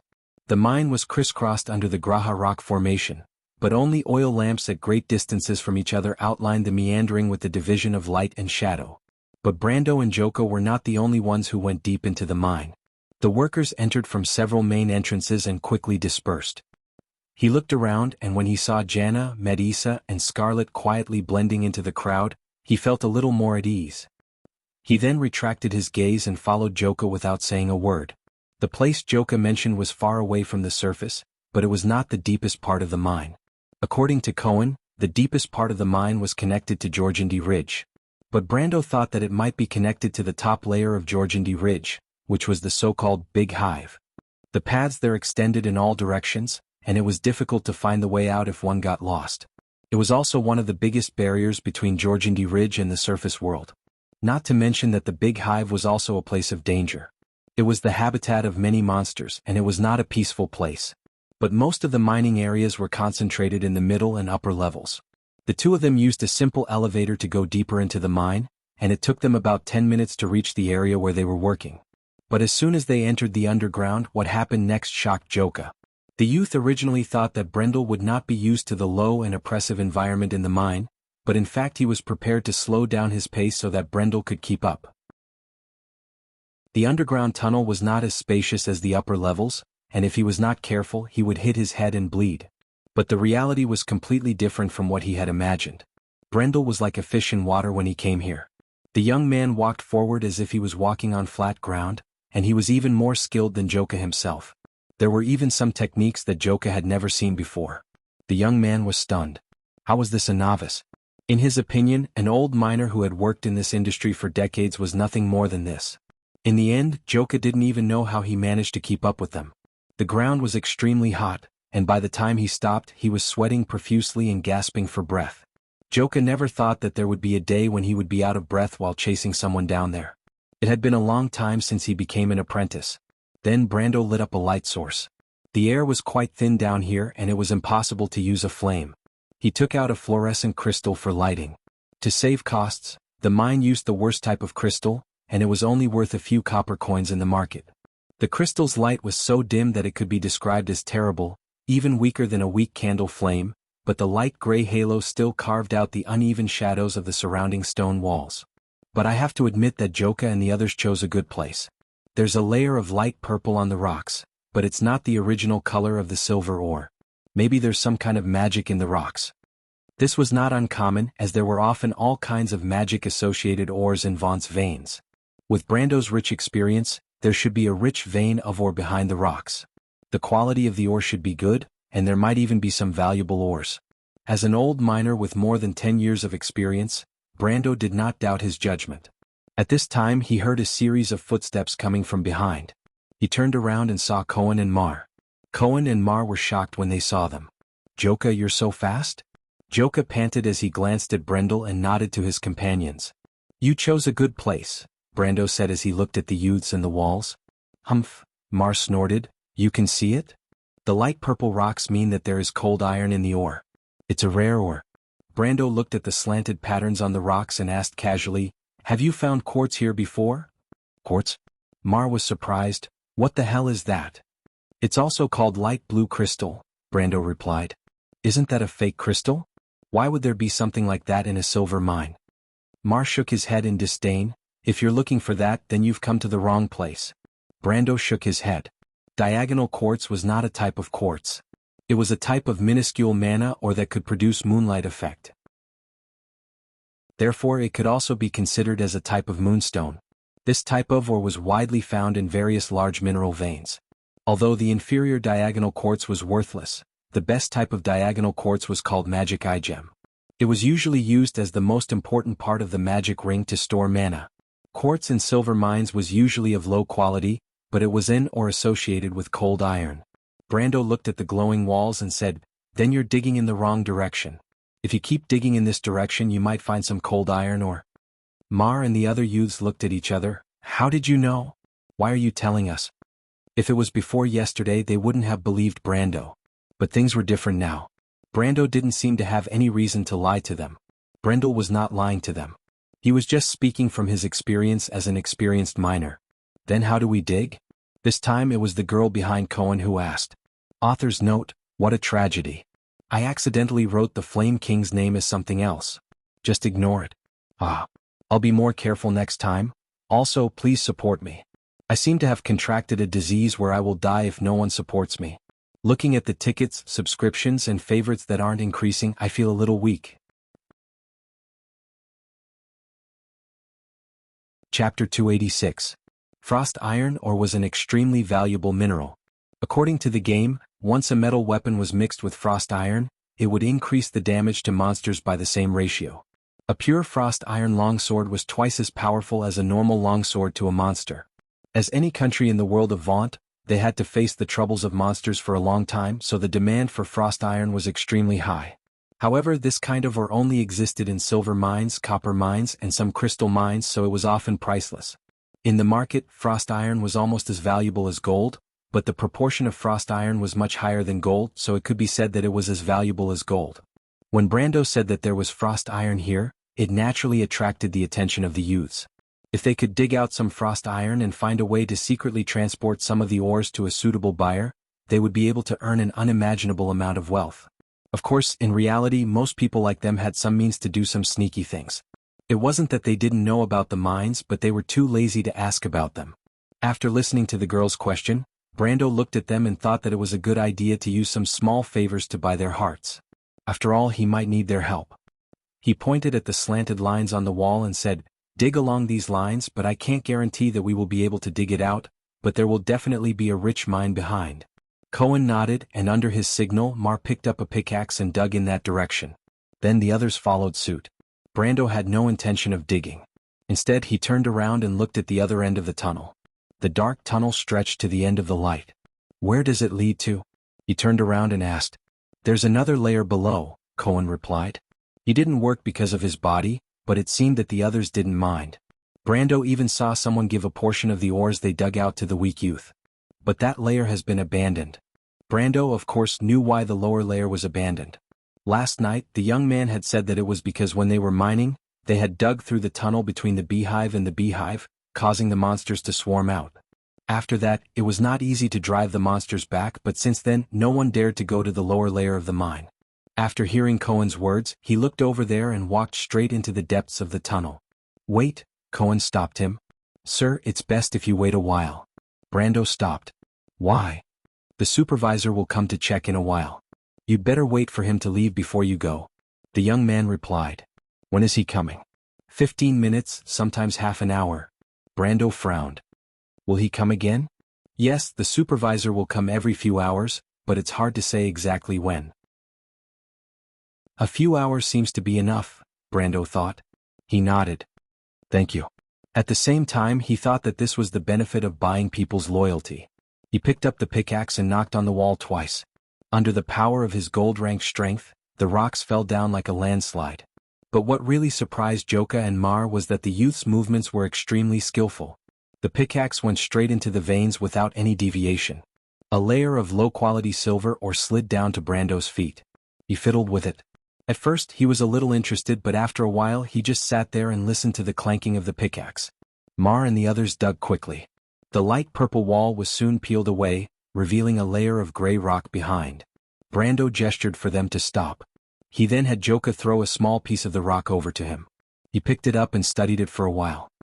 "This is the diagonal quartz. Let's continue digging." "You mean we have it?" Cohen asked. Brando nodded. The youths' faces revealed faint expressions of excitement. They wanted to go to the outside world together, so naturally they would need a large sum of money.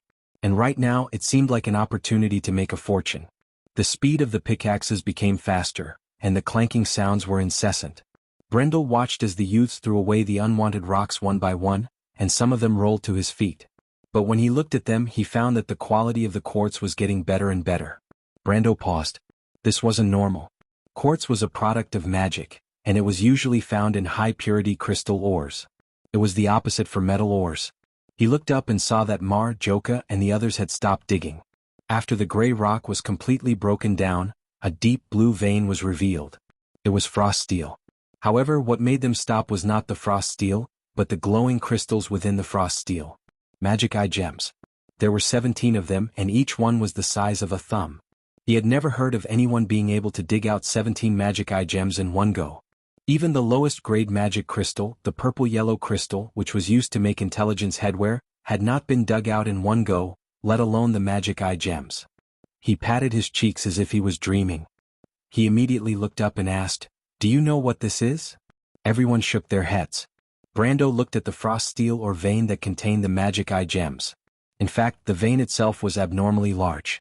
Brando looked at it and estimated that there were at least 1 or 2 tons of frost steel ore in it. This amount of frost steel was already quite terrifying. The cold iron was also a product of mana contamination, but Brendel could not figure out how this vein was so unique that it could allow so much mana to gather here and form such a huge vein. He shook his head and stopped thinking about it. After a short pause, he said, "These are magic eye gems. They're very useful to me." The youths fell silent. "Okay, we'll split it 50-50. Mar immediately said. In fact, it was quite unfair for them to split it 50-50. After all, Brando was only one person and there were 7 of them. But these youths knew that Brando was strong, and they were worried that he would be tempted by the wealth. But Brando shook his head. "I'll take them all. You can sell me your half too." He patted his waist. "I can pay immediately." Magic eye gems were the most important material for making magic rings, but that wasn't all. At least, Brando knew that the White Lion armor needed them. Even the long-lost wind-weaving bow of the Golden Elves needed them. 17 thumb-sized magic eye gems were enough to make 100 sets of armor. Brando couldn't help but think that this was really a case of traveling far and wide looking for something, only to find it by chance. The youths were silent for a while before Cohen asked, "How much are you willing to pay? You don't know the market price of the magic eye gem, so you won't be able to sell it." "I won't hide it from you, I'm only prepared to pay half the price," Brendel said calmly. "But even if it's half the price, I think it's enough to satisfy you." "How much is that?" the girl beside Cohen asked. 10 square gold coins. Everyone in the mine gasped. Square gold coins were the most common currency in the south, and 10 square gold coins were worth 13,000 tor. It wasn't a small sum. "You're really willing to pay that much?" Joka stammered. "Of course, together with your payment." The youth smiled awkwardly. He knew that Brando was joking with him. He had brought Brando down here and asked for 15 tor at most. The weak-looking youth didn't say a word. He nodded and gestured for his companions to pry out the crystals and give them to Brando. Brando paid without hesitation. He saw the youths nodding and biting the bag of gold coins as if they didn't believe that it was gold. But it was true that 15,000 tor was an astronomical sum for these youths. They wouldn't be able to earn that much even if they worked here for 10 years. Even if they sold the silver ores secretly, it would still be the same. Brando carefully put away the magic eye gems. The youth named Cohen asked, "Mister, do you want this cold iron?" Brando looked at the long cold iron vein. Of course he wanted it, but not now. Sooner or later this mine would be his. He shook his head. The youth sighed in pity. Without Brando it would be much more difficult for them to get the ores out. However, this accident was only a small interlude in the boring mining process. About half an hour later the supervisor finally arrived. He seemed to know the youths. Not only did he greet them, he even mistook Brando for a new member. Cohen, Mar, and Brando didn't deny it this time. After the supervisor left, Brando finally found a chance to go deeper into the ground. After bidding farewell to the youths, he followed the deep, dark underground tunnel to the lowest level of the mine. The crisscrossing tunnels had been abandoned many years ago. There wasn't a single trace of life in the cold underground. If a normal person were to walk in this place alone, they would definitely feel their hair stand on end. However, Brando was satisfied as he walked in the darkness. It It was best if there was no one around. In the end, he stopped at a blocked passageway. After making sure that it was deep enough, he stretched out his hand and a sky-blue card of fate appeared in his palm. It was the wind spirit spider. P.S. You will die if you don't have anyone to support you. To be continued. If you want to know what will happen next, please go to www.chidian.com. There are more chapters. Support the author, support the original reading. Chapter 287. Who the hell is that guy? After Brando left, the youths began to whisper among themselves. Mar was the first to speak. He had been against them coming into contact with the mysterious guy since last night, but ever since Brando found the location of the cold iron mine and used a large sum of money to make a deal with him, he had to admit that dealing with Brando had its benefits. However, Joka, who was the first to deal with Brando, was a little worried. 13,000 tor was not a small sum, and he felt that it was too easy to get the money. He couldn't help but turn back to look at Cohen. This frail young man was the most knowledgeable among them, and not only that, Cohen also knew magic. Every time they were injured in the mining area or in a fight, Cohen would use magic to heal them. Although there was no magic that could heal wounds in an instant, it was at least more effective than herbs. Just like that, Cohen had already become the leader of the group. It was just that Mar wasn't too convinced of it. However, Joka knew that Mar was only feeling embarrassed because he was pulled down from his position as the leader of the mercenaries. It's nothing, Cohen shook his head. Let's continue digging. This has nothing to do with us. Just as he finished speaking, he heard a scream coming from the mine. It came from the direction of one of their companions. Everyone's heart skipped a beat as they stopped and looked over. There were many mysterious legends about the depths of the dark mine. Although no one had ever been there, they were willing to meet any accidents in such a place. However, they saw their companion running out in a panic. Come and look over here. The young man hurriedly shouted. What's wrong? Cohen asked. Cohen, you'll know when you come over. I don't know what this is. Everyone was stunned again. Cohen exchanged glances with the others beside him, and then everyone leaned over together. However, they were stunned the moment they walked over. Behind the deep blue vein, which was obviously where the young man had mined, a silver edge was exposed behind the broken rock stratum. It was definitely not a rock, nor was it an ore. Instead, it looked like some kind of man-made object. The youth said anxiously, Look at this. He picked up the pickaxe and showed it to the others. They saw that the tip of the pickaxe had been neatly shaved off, and the cut was as smooth as a mirror. You made this. Cohen frowned. He did not know what it was either. The youth nodded. That's a sword. It's so sharp. Mar immediately said, I've heard that there are residents of the underworld below us. That must be their weapon. Mar, why would a weapon from the underworld come here? Someone else had a different opinion. It's possible. Didn't the monsters come up here before? Mar, you idiot. That's because the workers dug a tunnel. This time, even Joka couldn't take it anymore. But there wasn't any passage before we started digging, not to mention that the sword was buried in the rock. At the very least, he agreed with Mar about the sword. Mar was about to retort, but Cohen interrupted them. Stop arguing. Let's dig it out and take a look. Dig it out? The girl was confused. It's useless to us. Cohen, I'm a little uneasy.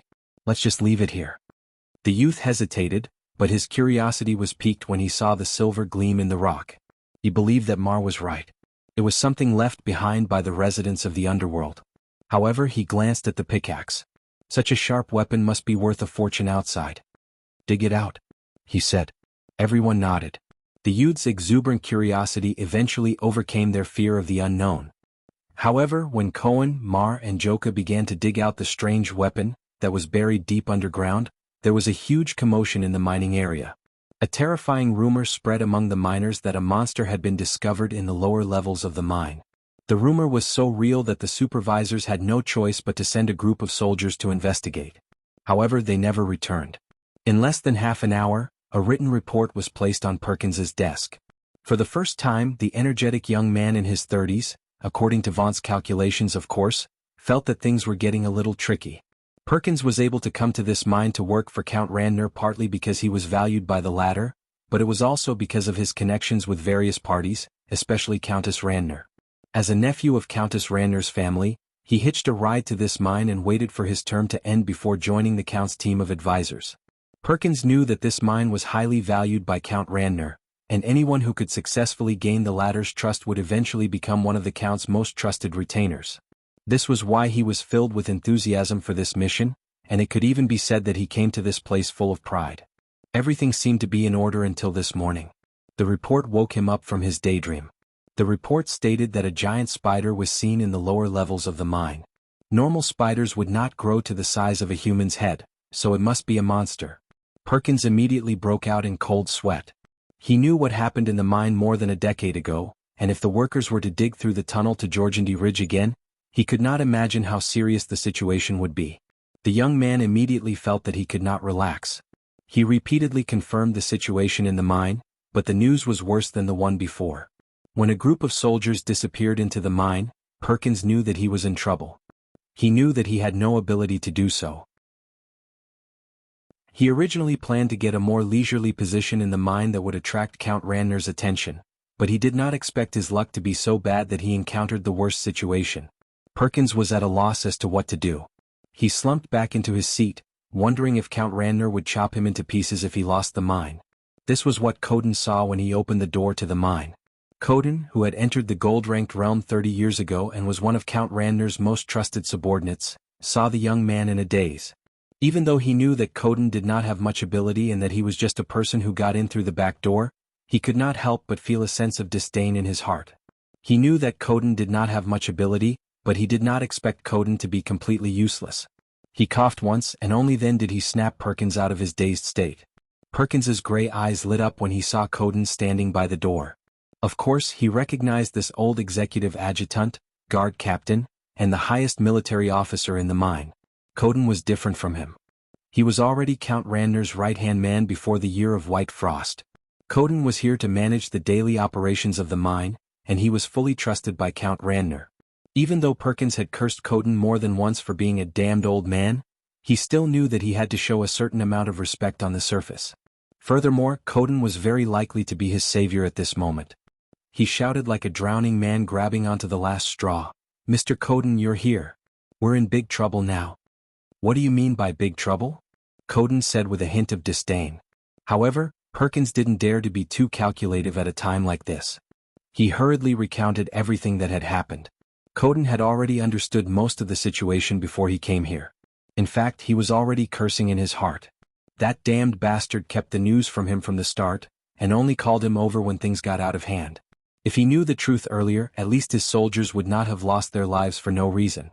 Coden was very unhappy at this moment, but he knew that this matter was of great importance. He could only suppress his dissatisfaction and ask coldly, "Oh, then what do you plan to do, Mr. Coden?" Perkins was stunned. He knew that Coden was using this opportunity to make him unhappy, but he knew that he had not handled this matter properly. He could only smile and say, "This? I'm not sure about the situation down there, but I'm worried that the miners will riot. I plan to send the guards down to maintain order." He looked at Coden's gloomy face and gulped. "That at least will need some people?" Coden snorted coldly and interrupted him. "Bullshit idea. If you send the guards down, won't the miners know that something is wrong down there? They'll only become more chaotic. There are thousands of miners in this mine, and you want to maintain order with less than 100 people? Aren't you thinking too much, Mr. Coden?" Perkins' face was almost disfigured by the scolding, but fortunately, he was thick-skinned and replied, "Then what should we do?" "I'll go down and take a look." Coden wiped the hilt of his sword. "Although the monsters down there are troublesome, they won't be able to stop me. I'll go down and see how serious the situation is." Good, good, good. Perkins said the word good 3 times. Although the matter was not resolved yet, he was relieved that Coden was going to take action. If you want to know what will happen next, please go to www.gdn.com. There are more chapters. Support the author. Support the original reading. Chapter 288. After releasing the wind spirit spiders, Brando immediately returned to the upper level. Hundreds of wind spirit spiders were crawling up the mine shaft. He knew that the panicked miners would soon spread the news to the surface. A similar incident had happened in Shafland mine before, but the attackers were dino beasts from the Beehive Zone. The mine had suffered a huge loss of manpower and property. Now that a similar monster attack had occurred, the mine's manager, who had experienced it before, would definitely do something about it. Brando did not go back the way he came. Instead he chose a different path. He advanced in the dark tunnel. His 20 perceptive sense allowed him to adapt to the dim light. The tunnel was so deep that he could not see his own fingers, but it was as bright as day in his eyes. He leisurely passed through a tunnel that the wind spirit spiders had once passed through. The workers here had long since fled in terror. The surroundings were empty, and there was not a single sound to be heard. Brando came to the elevator and activated the Magitech. The simple elevator slowly rose and brought him to the upper level. The next level was the tunnel that transported the ores to the surface. There was a wooden track on the floor and the space was higher. The walls were supported by sturdy wooden frames. However, under the light of the torch there was no one around. Most of the workers had fled. Brando walked out of the elevator and quickly found an inconspicuous mark on the rock layer. He followed the mark and turned a corner. Suddenly, a black shadow lurked in the shadows and lunged at him like a venomous snake. Brando's cheek was stung by the sharp blade, but he reacted quickly. He raised his hand and blocked the hand that was holding the sword. Just as he was about to counterattack, he recognized the sword. His left hand immediately grabbed his opponent's wrist and forced him to drop the sword. He heard a clang as the sword fell to the ground, followed by a soft groan of pain. It was a woman's voice. "My lord." Yuta finally recognized Brando. The red-haired, blue-eyed female commander frowned and hugged her wrist. "I'm sorry. I didn't know it was you." She knew that Brendel was powerful, but she did not expect him to be this powerful. Among the three leaders, only Cornelius knew Brendel's true strength. The others did not have a clear understanding of his strength before. Brendel merely grabbed her wrist and exerted some force, and she felt as though her entire body was tied up. Her wrist felt like it was broken and she could not move at all. Yuta rubbed her wrist and was speechless. She was also a silver tier, but she was restrained the moment she made a move. Was there such a huge gap between gold and silver tier? "Where are Scarlet and Medisha?" Brando asked. "They are on the other side." "My lord, why did you call us here?" "It's a little troublesome to lure the enemy out." "We need to change our plan." Brendel flicked out his sword and sent the sword flying into the air. The sword hit the wall and bounced back, but he caught it and passed it back. "I have a plan. I received news that there was a serious accident in the Shaflan mine more than 10 years ago. The miners dug through the tunnels leading to Jorgandi Ridge, which led to the invasion of monsters. My lord, are you going to use this method to lure him out?" Medisha's voice came from behind Yuta. Brando saw the Silver Fairy Princess and Scarlet coming out from behind. They had heard the commotion. The girl recognized the wind spirit spiders that Brando had summoned, and she easily came to a conclusion. Brando nodded. "The captain of the guards is called Koden. He personally led the guards to drive the monsters out of the mine in the last accident. This time he will most likely remember his experience. It's not a bad place to fight." The red-haired girl flicked her long ponytail and looked up at the ceiling. "But aren't you afraid of causing a collapse? Let's just end it quickly. The enemy is an intermediate gold tier. It is a little tricky." Brendel furrowed his brows. His opponent was not a greenhorn, but a gold-ranked swordsman with plenty of experience. "But I don't have a better idea at the moment." The three of them suddenly stopped talking. They heard footsteps coming from the other side of the mine. The footsteps were messy but not panicked. It must be the guards patrolling the mine. However, only Brando, who had the highest level among the four of them, heard the faint sound of footsteps. Although the level of an elementalist did not increase Brando's strength, it greatly improved his perception. Although Brando's absolute strength was only a lower gold tier, his perception was actually higher than Koden's. At the very least he was above the intermediate gold tier. He immediately put his index finger to his lips and made a shushing gesture. He warned Medisha and Scarlet with his eyes that the big fish was approaching. Although Yuta did not know what was going on, she knew what was going on when she saw the serious expressions on their faces. Koden did not enter the mine alone. He said that he would go alone, but it was just an excuse. The mine was huge and complex, and the master swordsman would not be able to take care of it alone. He brought a small group of 10 people with him. However, the strange thing was that the spiders mentioned in the report seemed to have disappeared the moment he entered the mine. He and his men patrolled the first and second floor, but they did not find any of the monsters in the rumors. Koden could not help but feel suspicious. He almost thought that someone was deliberately spreading the rumor, but the group of soldiers that went missing reminded him that there was something wrong. When Koden reached the third level, he discovered that the tunnels were empty. The miners had long since escaped upwards, leaving the place in a silent and desolate world. For the first time, the master swordsman sensed that something was wrong. They followed the wooden tracks and searched. The Shaflun silver mine was so complicated that the soldiers had to check the map as they walked. But at that moment Coden heard a sound. It seemed like someone was talking in front of him. He did not dare to confirm it, so he immediately ordered his men to spread out and move forward cautiously. But when he found out the source of the sound, he and his men were stunned. There was a woman there. To be exact, it was a little girl with silver hair and silver eyes. Not only that, but she also had pointy ears. The soldiers could only recognize that she was an elf, but Coden was a knight.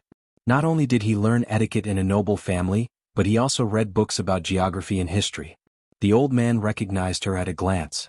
She was the legendary silver elf. He rubbed his eyes and almost thought that he was presbyopic or that he had seen a ghost.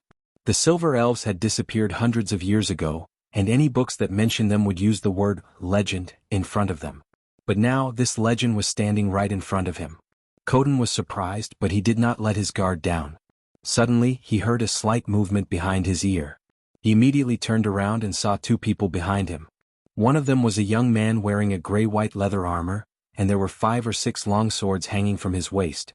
Coden was stunned when he saw the young man. Why does he have so many swords? What kind of school does he belong to? But Coden immediately saw a young mercenary girl with a halberd following behind the young man. The old swordsman suddenly realized that he was no longer in the mood to care about the silver elves. Instead, he connected the dots and realized that these people were here for him. But he did not ask any nonsense like, "Who are you?" He raised his eyebrows and asked, "How much money did Jera give you?" Brando was stunned. "Then who are they?" Scarlet asked in confusion. "Humph," Coden drew his sword. "If they are not sent by my old enemy, then they must be the Count's enemies. But it's all the same, come and die." Under his command, the soldiers unsheathed their swords. Even though Coden's hair was white, he still looked majestic and awe-inspiring. It was as if he had lost his courage in the past. Count Randner had 13 knights that he trusted the most. Among them, Baldron and Sean were the strongest, but Coden was the only one who had participated in the 10 Years' War. He was also one of the top 5 knights in terms of strength. It was rumored that the old swordsman obtained gold-rank strength 30 years ago, and he was now a middle-ranked knight. He pulled out his sword from its scabbard. But Yuta, who was hiding far away, had a different thought when she saw the scene. She glanced at Brando. Coden, the captain of Shaflun's guards, obtained gold-rank strength 30 years ago, but he was already a middle-aged man in his 50s at that time. Now that he was old, he was only a middle-ranked gold-ranked knight. Compared to this young lord, a mortal is indeed different from a monster, she thought. When Coden saw Brando unsheathing his sword, he did not think much of it and wondered who sent 3 immature fools to cause trouble for him. But when he saw the young man releasing his aura, the air around him suddenly turned cold, and a layer of white frost began to spread from his feet, causing his eyelids to twitch. Elemental activation, gold-rank strength. Such a young gold-rank swordsman? But the old swordsman's shock did not end there. He immediately saw the electric arcs on Scarlet's halberd and arms, as well as the layer of white spiritual energy that condensed around Medish's body. He immediately felt his heart skip a beat. 3 opponents who had entered the gold stage. But who would be willing to send 3 geniuses here to cause trouble for him? He looked like he was in his 20s, but he was already a gold-ranked swordsman. This kind of person would attract attention no matter where he went, and would not be sent here to be an assassin. Coden subconsciously took a step back, but it was not to show weakness. Being surrounded by 2 gold-ranked opponents, even he had to consider how to protect himself. P.S. The condition of "I will die without support" has improved a little, but to fully recover, I still have to rely on the support of my fellow students. Chapter 289. The first to attack was Brando. Coden did not dare to be careless in the face of a famous master swordsman. He immediately unleashed the White Raven sword style. The sword shattered from top to bottom, but the wind pressure from the sword formed a crescent-shaped gust of wind that swept towards Coden and his soldiers. The air was either compressed into a thin blade, or pushed away by a huge force. However, the gust of wind that was pushed away was equally lethal. With a few loud bangs, the gust of wind had already broken the wooden pillars that supported the walls on both sides of the cliff. Scarlet could not help but glance at the tunnel, worried that it would collapse at any moment. However, even the sturdy wood could not withstand the impact of the cyclone, not to mention the guards who had not even reached the level of iron. The wind from the sword swept through the entire corridor, and the 10 guards immediately fell to the ground. If they were not beheaded, then they were cut in half at the waist. The White Raven sword style was an intermediate-level swordsmanship, and Coden did not dare to take the attack head-on. He leaped up to avoid the sharpest part of the sword and used his hand to break through the cyclone at the top of the tunnel. At the same time he thrust his sword towards Brando.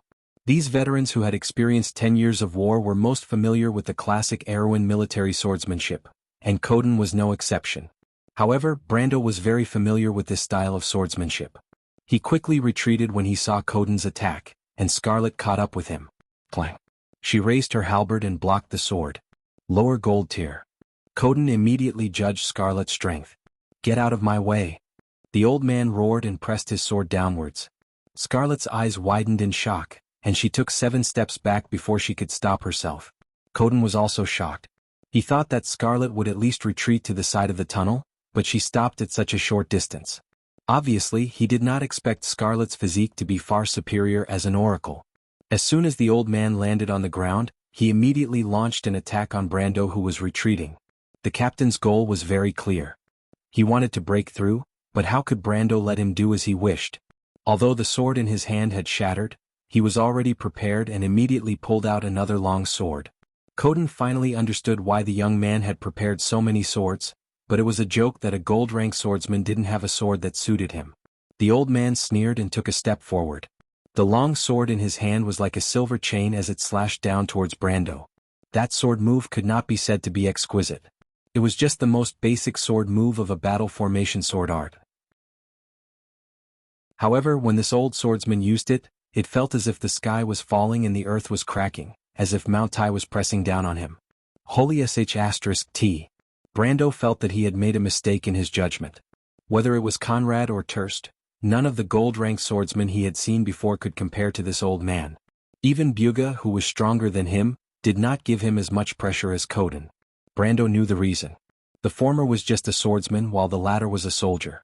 He had only seen this kind of aura and swordsmanship from one person in this world. The White Knight, Ebden. It could be said that other than the Oracle of the Earth, Ebden was the one who forced Brando into a corner the most. Ebden was only a silver-ranked swordsman. Although Brando's own strength was weak, others might not be able to do the same. The soldier's swordsmanship was unrestrained, with an innate killing intent and aura. It was as if he was not wielding a sword but a wall. It gave people the illusion that there was no way to avoid it and that a great disaster was about to befall them. Ebden's swordsmanship was one of the best, and Coden was a veteran who had fought in the war for 10 years. His swordsmanship was far superior to Ebden's, and even Brendel, who had been on the battlefield for a long time, felt a chill run down his spine. However, ashes were ashes after all. Brando gritted his teeth and dodged to the side, causing Coden's sword to miss. The sword hovered in the air, but the air current lashed down like a whip. With a loud bang, a 10-meter-long dent appeared in the ground. The entire tunnel seemed to tremble. Brando's scalp went numb. For the first time he felt that it was not a wise choice to fight Coden here. No matter how he looked at it, the tunnel would not be able to withstand their attacks. However, Coden did not seem to mind. He was slightly surprised that Brando was able to dodge his attack. His gray eyebrows twitched slightly. However, he did not slow down and immediately swung his sword towards Brando. He wanted to force Brando away. This series of attacks happened in the blink of an eye. Scarlet had just stabilized herself. Brando saw Medisha rushing towards him, but she was still a step away. Coden's sword was right in front of him, but he could not retreat. However, Brando was furious. "Do you think I'm a sick cat if I don't show my might?" He activated Charge, and with a burst of speed, he disappeared from Coden's sight. When he reappeared, he had already dodged Coden's sword and stabbed towards his throat. What incredible speed! Coden could tell that this was the Sun Knight's skill. He blocked the attack with his own hand. When their swords clashed, both of them could tell that the other's understanding of swordsmanship was different.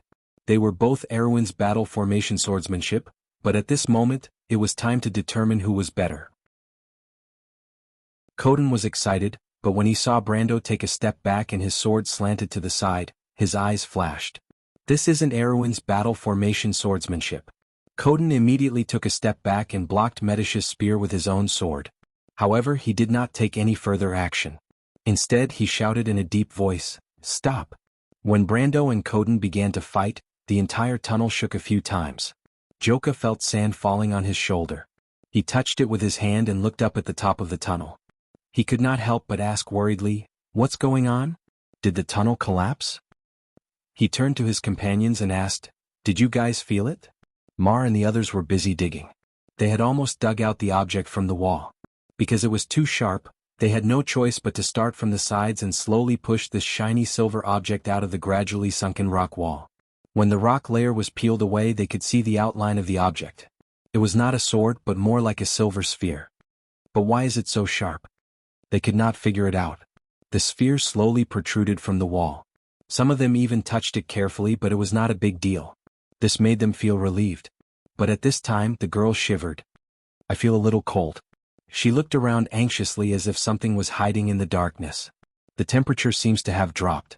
Cohen's attention was focused on the silver sphere. There was a faint golden color on its surface. He had read about this metal in a book left behind by a monk, mithril. The young man's eyes couldn't help but burn. In his memory, compared to the value of mithril, winter iron was no different from a rock. He shook his head after hearing what the girl and Joka said. "There are occasional tremors in the mine, but they're very small. There's nothing to be surprised about. Don't scare yourself." Then he turned around and said, "You know what, we're rich now." He smiled. "Now we don't have to go out and make a living. We can live the life we want." However, before he could finish his sentence, Mar suddenly exclaimed in surprise. Everyone turned to look at him. After Mar swung his pickaxe down, a large chunk of the rock wall suddenly fell off, revealing a layer of smooth black rock behind. Everyone couldn't help but be stunned. They thought that the blue cold iron or vein was at least 1 to 1/2 meter deep, but they didn't expect there to be such a thing behind it. "This isn't natural," someone suddenly shouted. "Look, there are words on it." Everyone looked over and sure enough, they saw a row of densely packed words written on the black rock wall. However, it seemed that because of the passage of time, the words had already become blurred. No one could see what was written on it. Cohen slowly walked over and touched it. It was cold to the touch. He turned his hand over and saw a patch of black on it. "It's rust," he said. "This is iron." "What is it?" someone asked. The other youths looked at each other. Cohen did not know how to answer. He had some knowledge, but it was limited. This strange excavation made him feel a little nervous, but there was also a faint excitement. Even in the young man's confused state of mind, he could roughly guess that he had dug up something incredible. "Come, let's continue digging. We'll dig it out." Mar was a man of action. "Wait, you know what it is?" Joka said in annoyance. He had been worried since the beginning. "Plus it's so big. You won't be able to bring it out even if you dig it out." The last sentence moved Mar. He stopped and looked at Cohen with a questioning gaze. "Let's dig out the silver ball first." Cohen checked the iron wall and found nothing. He lost interest and decided to get the actual benefits first. But this time, as soon as he finished speaking, the entire tunnel shook. This time it was different from before. It was as if the entire tunnel was shaking violently. All the youths were shaken to the ground at the first moment. "Look, that thing is glowing," a voice suddenly shouted amidst the screams. To be continued. If you want to know what will happen next, please go to www.chidian.com to read more chapters. Support the author, support the original reading. Chapter 290. Coden took a step back and used his sword to deflect the silver elf princess spear as he shouted, "Stop!" But right at this moment, just as everyone's movements became sluggish, the ground in the mine suddenly began to shake. Brando, Medisha, and Scarlet's expressions changed and they looked up instinctively. Crack! A 10-meter-long fissure appeared on the ceiling of the mine. Sand and gravel fell from the fissure and hit everyone's faces. This sudden turn of events interrupted the battle, and Brendel immediately lowered his head and squinted his eyes. He turned around and shouted for Scarlet behind him to quickly retreat. He knew something was wrong, but the mine was more fragile than he thought. Brendel naturally concluded that this was the result of several gold-ranked forces fighting below, but he had a vague feeling that something was wrong. Their battle with Coden had only just begun. Logically speaking, it shouldn't have caused such a huge commotion. But he didn't have time to think about it. As he retreated, Scarlet suddenly shouted from the other side, "My lord, be careful." But before she could finish her sentence, Shaflan's mind began to tremble for the second time. Huge rocks finally broke free from the mountain's shackles and crashed down. The light in the mine suddenly became chaotic and dim. Brando wanted to avoid it, but a large amount of sand and gravel rushed towards him. "Damn it!" That was his last thought before everything turned dark. The terrifying tremors from the underground even reached the surface.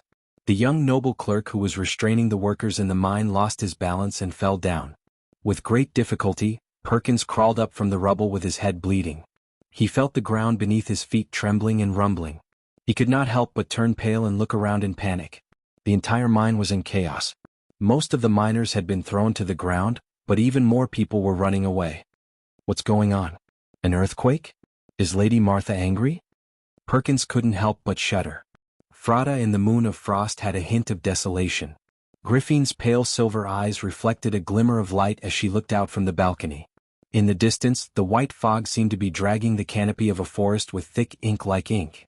Some of the trees had already lost most of their leaves. But the fireplace in the room was still burning. Sparks from the red charcoal occasionally drifted out of the iron fence and onto the red bricks outside the fireplace. The room became warmer. Her Royal Highness only had a red and white fur shawl draped over her nightgown. Her long silver hair was a little messy and floppy as if she was sleepy. Under her nightgown she was barefooted. She lowered her head and absent-mindedly placed her small white feet on the fluffy carpet. She watched her white skin sink into the soft fluffy fur and then smiled. Of course, Aberbeck couldn't see what was going on under the table. Otherwise, he would have scolded the princess, who was half his student, and told her to pay attention to her appearance and behavior. However, the old vassal's gaze was more focused on the document on the table. It was actually 3 days after the knight's tournament. The document was personally delivered by Maynard. The female knight was standing beside Aberbeck, one step behind him. She was wearing a black knight's robe. The skin on her hands and neck was as white as porcelain. She stood straight and looked straight ahead. The room was silent for a moment. After a while, Princess Griffin recovered from her low blood pressure. She rubbed her forehead and lifted her silver eyes weakly as if she was tired. Her 2 subjects were reflected in her pupils. I'm sorry, Aberbeck Maynard. I woke up a little late. Rest well. Strike a balance between work and rest. It wasn't Aberbeck who said this but the female knight. Aberbeck turned to look at her. The female knight was expressionless, but the vassal wasn't surprised. He had always been like this, out of concern for the princess. It wasn't just out of concern for the queen. What is this? Princess Griffin took a look at the report written on the parchment. She frowned and placed her hand on a crystal shard the size of a fist. The shard immediately lit up and images appeared on it. Upon closer inspection, it was a record of the knight's tournament a few days ago. However, the image of a young girl was shown. The princess recognized that it was Freya. She paused for a moment and replayed it. Princess Griffin looked up and asked curiously, "Is there a problem?" "Swordsmanship," Maynard replied. "Swordsmanship? There's a problem with that little girl's swordsmanship." This time it was Aberbeck who answered. "Isn't that Everton's daughter? What problem could there be?" the young girl asked. Maynard nodded and took out a bell and shook it. The bell rang and the door opened. A young knight wearing a chest plate and a red cloak with white fur leaned forward and asked, "What orders do you have, Lady Maynard?" "Attack me," the female knight ordered concisely. The knight was slightly surprised, but he didn't ask any questions. He opened the door and took a step back, then immediately drew his sword. As a knight of the royal family, he had the strength of a gold tier, and his attacks were clean and efficient. However, Maynard simply took a step back and dodged his first attack. The young girl dodged to the side and at the same time closed the distance between her and the knight. She drew her sword halfway and pressed it against the knight's neck. Half of her body leaned forward and pressed the knight to the ground with her sword. In the blink of an eye, Maynard held her half-unsheathed sword to the knight's neck with one hand in front of the other, and the knight fell to the ground on his butt. "Maynard, your swordsmanship has improved again." The half-elf girl's eyes lit up. However, the knight who was sitting on the ground was not depressed at all. He held Maynard's hand and stood up. He lowered his head and replied, "I'm sorry to disappoint you." Maynard had always been the Griffin Knight. Gravato? She was the knight captain of Oderfice's royal guards. Although they weren't completely in the same system, she could still command the knights of the royal guards. It wouldn't be an exaggeration to say that she was half the boss of these knights. Towards this female boss, although there were some dissenting voices, most of the young knights in the knight regiment were convinced and looked forward to her. In the words of a jealous person, this female knight was already notorious for her ferocity. Maynard nodded and did not say much. Instead, she kept her sword and replied to Princess Griffin, This is a military swordsmanship, a swordsmanship that was born to end a battle quickly. The silver-haired girl thought for a moment and said, I don't remember our country's military swordsmanship being like this. Because it has been modified, Audiobook replied. This is a modified military swordsmanship. It focuses on the technique, not the technique. The core of this swordsmanship is to use the simplest method to cause the enemy to lose their ability to fight. The minister pointed to his neck, waist, arms, and thighs. Usually it's to kill, but there are other methods. However, those who have not accumulated experience in battle would not be able to use this swordsmanship. Griffin fell into deep thought. She placed her hand on the crystal again and replayed the image. She noticed the second half of Freya's last strike. You're talking about this? The female knight nodded. After Miss Maynold told me about this, I observed it carefully. Audiobook replied, this little girl's move to snatch the sword was purely improvised, but the attack after that has the shadow of a military swordsmanship. The half-fairy princess frowned, but immediately relaxed and revealed a look of interest. You said that this swordsmanship requires a long period of experience in battle, but she did not have such experience. She used to be a militia in Buchi and participated in the war with Madara, but it was only for a few days. Yes. But there is another possibility. Audiobook lowered his head and replied, she is a veteran. You mean someone taught her? That Martin? Griffin asked. No, I sent someone to investigate this old guard captain. He is very capable and experienced the November War, but he is just an ordinary veteran. Yes, his other disciple did not know this swordsmanship either. Griffin nodded. She was referring to Breton. But there was another possibility, and that was that Freya was a genius, and did not need a long period of time to comprehend her own understanding of swordsmanship.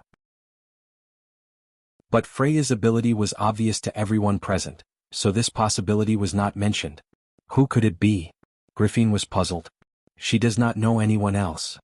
There is another person who is out of our sight, Your Highness. Griffin immediately reacted, and a strange light flashed in her silver eyes. You mean him? Audiobook nodded. The half-fairy princess quickly calmed down. But he is just a young man unless someone taught him. She tilted her head. Then do you know more about him? Griffin suddenly realized that when she asked this question, there was a strange expectation in her heart. Was it to find out more about this matter? Or was it to find out more about him? Perhaps it was a combination of both, but the princess herself did not know. Unless he can return to Buchi.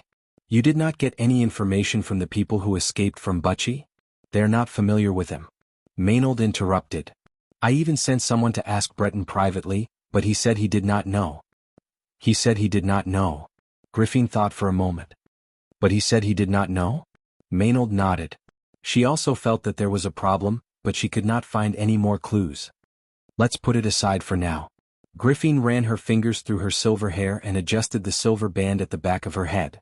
Let's go back to the matter. Can this swordsmanship be popularized? That little girl cannot. Miss Maynold observed her for a while, and she did not know much about it.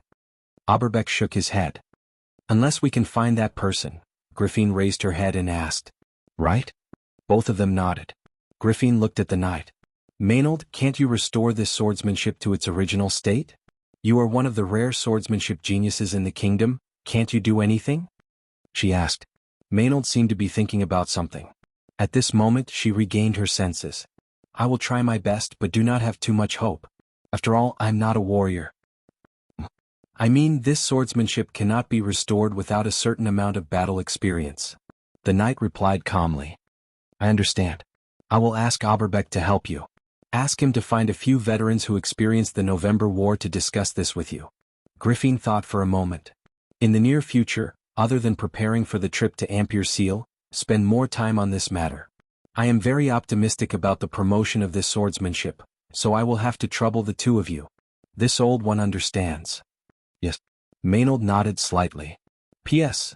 Everyone, have you ever seen someone who subscribed to 999 Chidien coins last month and was just short of 1 Chidien coin, only to end up with no monthly votes this month?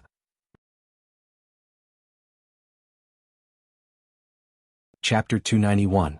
The sound of water dripping came from the darkness. Brando's eyelids twitched, and he finally woke up from the pitch-black environment. He felt that his surroundings were silent, as if he had returned to the beginning of the world. After groaning, his consciousness gradually became clearer, and he subconsciously opened his status panel to take a look. When the faint green light screen appeared out of nowhere in the darkness, Brando finally felt a little more at ease. The status showed that he did not have any fractures or internal injuries, and there were not even any large wounds, just some abrasions and impacts. He then realized that he was worrying too much, and the strength of his body after entering the Golden Realm was not just for show. However, the surroundings were still pitch black and there was no light. Even if his perception was high, he could not see in complete darkness. However, when he tried to take out the fluorescent gem, he immediately realized that a large amount of heavy earth and rocks were pressing down on his body, making him unable to move. Brando then remembered the scene when he was hit by the collapsed earth and rocks, and that was the main reason why he fainted. But he could not help but feel lucky. If it was a normal person, even if he was lucky enough to escape, he would not be able to escape the fate of suffocation. But then again, if he was just a normal person, he would have died in Wuxia. Taking a deep breath, Brando extended his arms outwards, and the power of more than 100 ounces immediately shook the earth and rocks, rolling down. Then he tried again, and with the addition of power burst, he finally broke the earth and rocks pressing down on him. Once he broke free, Brando immediately patted the sand off his body and stood up, but he subconsciously wiped his forehead, and felt that his hand was cold. Stunned for a moment, he immediately took out the fluorescent gem, and under the pale light, he saw that his hand was covered in blood. Brando cursed and then looked around. The situation outside made him sigh in relief. After the collapse of the tunnel, the passage was not completely sealed, at least there was still a way out. The passage was at the other end of the tunnel, and the torches on the rock wall had long been extinguished, and he did not know where it led to. At this moment, the surrounding environment had greatly changed, and even Brando could not distinguish between north, south, east, and west. He was about to raise the gem and shine it in that direction, but suddenly he heard a groan behind him. Brando was stunned for a moment before he recalled everything that had happened before the earthquake.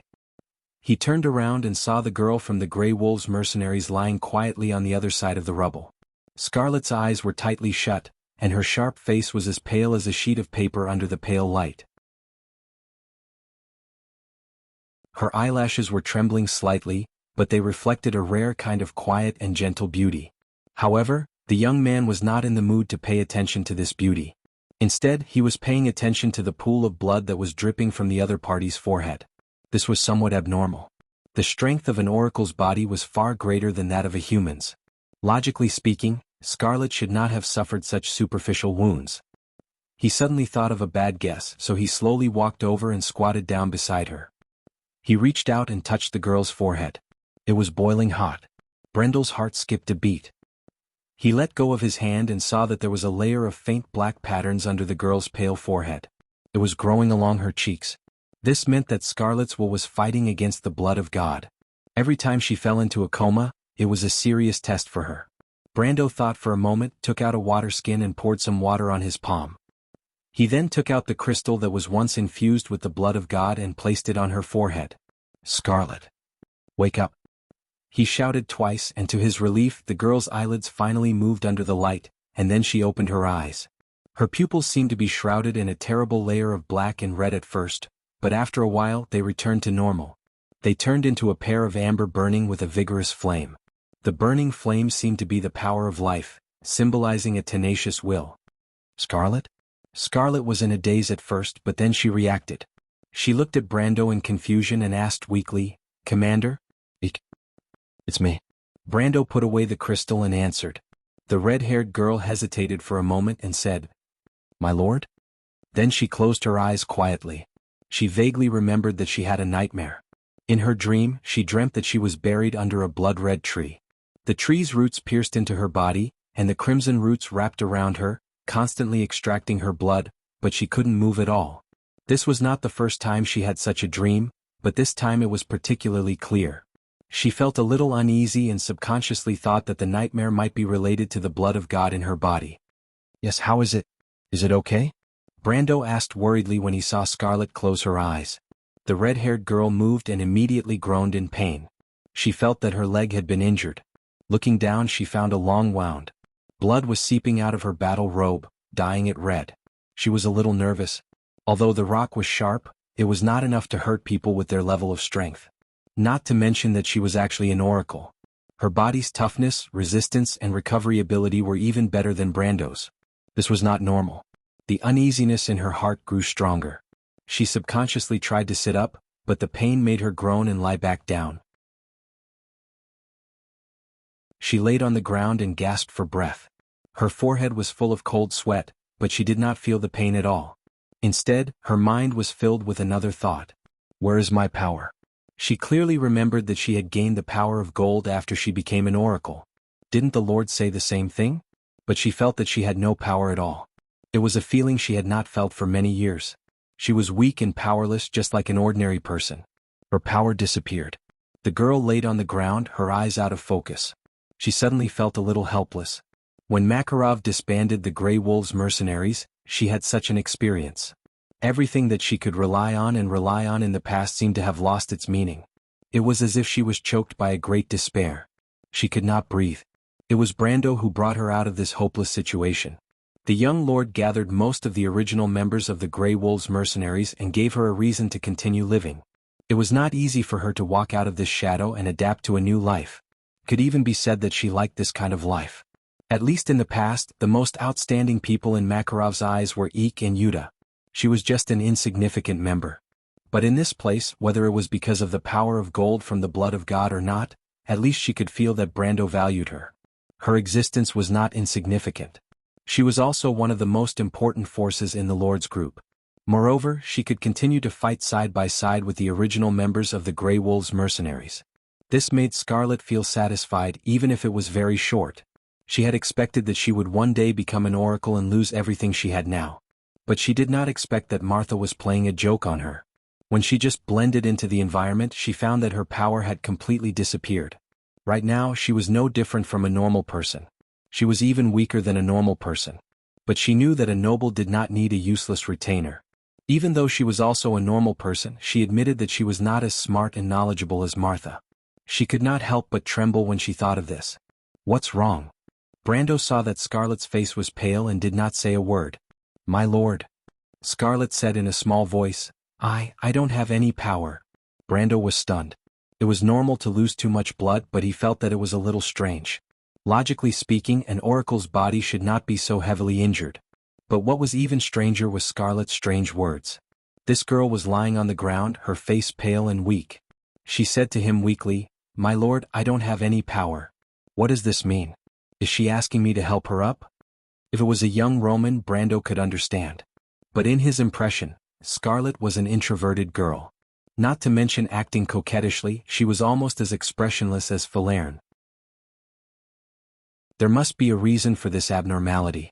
Brando carefully observed to see if Scarlet had become an oracle. She pretended to be like this to ambush him, but he was very familiar with the signs of an oracle. She did not look like she was controlled by the blood of gods. He showed a puzzled expression. But Scarlet's mind was in a mess. She did not notice Brando's confusion. Her mind was filled with the ruthless look of Makarov, who she regarded as both a father and a teacher. She could not help but repeat her words, My lord, I don't have any power left. I'm afraid I can't keep up with you. Brando was stunned again. What's going on? However, he suddenly understood and asked tentatively, You've lost your gold power? Scarlet's face paled and nodded slowly. I see. Brando nodded. This time, it was Scarlet's turn to be stunned. Scarlet had imagined Brando's reaction more than once. She was afraid that the same thing would happen again. But she did not expect Brendel's reaction, as if he suddenly realized something. It's nothing. Brando shook his head. He knew that what happened to Scarlet was not a good sign. It meant that the conflict between the blood of gods had intensified. When she regained her power, she would become a true oracle. It would not take too long. It would take at most a few days or at least a few hours. At that time, her power would reach a new level, but she would no longer be her original self. But of course he could not tell her directly. He comforted her, It's all right. Can't you stand up? Scarlet was completely stunned. She nodded in confusion. Brando extended his hand, Let me help you. Brando's voice was not loud when he said this. It was even a little gentle out of sympathy for the poor girl. Scarlet felt as if his words had penetrated all defenses and hit her heart. She felt tears welling up in her eyes. P.S. These 2 chapters are written very smoothly. Is this love? To be continued. If you want to know what will happen next, please go to www.chidian.com. There are more chapters. Support the author, support the original reading.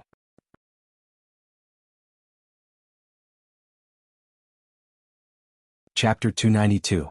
Brendel was stunned when he saw the tears rolling down Scarlet's cheeks. What's wrong? The girl let her tears fall as if she didn't hear him and only reacted after a while. She sniffed to calm her emotions and finally realized that she had lost her composure. Her cheeks flushed red. It's nothing.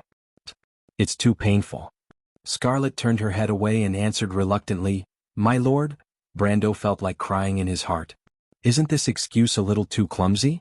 Does it look like she's crying because she's in too much pain?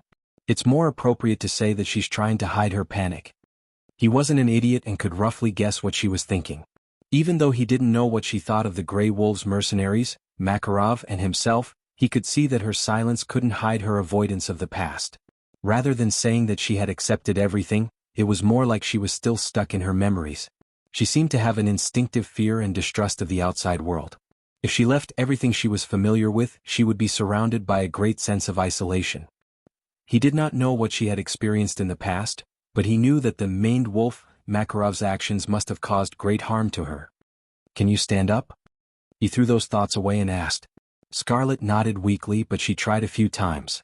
Even though she was holding Brando's hand, the pain was so intense that she couldn't help but whimper and kneel down. Brando saw the red-haired girl grit her teeth as she cried and tried her best to stand up. He couldn't bear to see her like this. Even though he had seen women cry before, but compared to the girls in the game who had tears in their eyes, Scarlet's strength was more admirable. Moreover, he was a man after all. Don't hold on anymore, I'll carry you, Brando said. They couldn't stay here for too long. Even though they didn't know the situation of Coden and Medisha who were sealed on the other side, they couldn't stay here for too long. However, if the old man returned to the surface before them, their mission would be a complete failure. They had to race against time. How can I? Scarlet was stunned. What kind of lord would do such a thing? Perhaps Makarov would do something like that, but she knew that it was to buy people's hearts, just like how the Grand Commander did not care about her in the past. She did not understand why, and no matter how well she did, she would never get as much attention as Eek. But later on she finally understood that even if you wanted to buy people's hearts, you still needed to have the qualifications to be bought. Of course, Scarlet wouldn't be jealous of the person she loved, but she couldn't help but feel a little disappointed. A guy who didn't even have the strength of a silver rank might not even be as good as Rady in the eyes of the captain. Thinking of the white-haired young man who had been killed by Brando, the red-haired girl couldn't help but feel a wave of disgust. But what was the young lord's purpose? She didn't have any strength left and didn't have any reputation among the remaining members of the Grey Wolves mercenaries. She was even weaker than Sanford. She had to admit that she was not as beautiful as the merchant girl who was announced to be his fiancée. Brando only had physical contact with the latter, let alone her. There's no need. She thought for a moment and shook her head. My lord, you should leave first. You can come and save me after you control the mine? She paused for a moment and said hesitantly, I'm a mercenary and I won't be too scared alone. At most, my lord, please leave me a piece of illuminating crystal. Brando didn't know whether to laugh or cry as he looked at the fear written all over her face. It was still a problem whether they could find a way out, but even if they were lucky, it would take at least a few hours for them to return. Leaving a defenseless girl like her alone was not dangerous, and the most important thing was that she might turn into an angel the moment he left her. But he thought for a moment and didn't say it directly. Instead, he replied tactfully, You've lost too much blood. It's dangerous for you to stay here. It's fine, the red-haired girl shook her head. This is also Lady Martha's will. Besides, there's no need for you to bring a burden with you. She paused for a moment and her voice became weak. Actually, thank you, my lord. It's enough that you don't want to leave Scarlet behind. The girl took a deep breath and forced a smile. So? I can't be selfish, right? Brando was stunned when he heard this. He looked at Scarlet's beautiful amber eyes. There was even a trace of mist in them, but in the end, they were still dim and lifeless. He suddenly understood. Such an outstanding girl wouldn't have met such a fate if she was born in Wonde. But did Wonde ever have a peaceful life? The reason why the Amber Sword set this world to be one of strife and turbulence was because a game needed a turbulent environment to write an epic chapter. But what was an epic? For this world, it was nothing more than flames burning the earth, bones piling up and rivers of blood flowing. In Wonde, where the borders of civilization were constantly being nibbled away, wars became more frequent.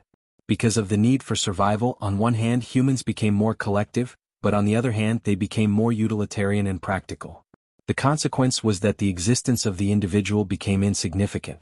The warmth between people had long disappeared, and the whole society was filled with a sense of coldness when it was formed, cold and efficient. Although in Erewhon there was more and more resistance because of the incompetent nobles holding the ruling power of the country, but this resistance was not to overthrow the system of this world. In the end, it was because the people at the bottom generally doubted the legitimacy of the ruler.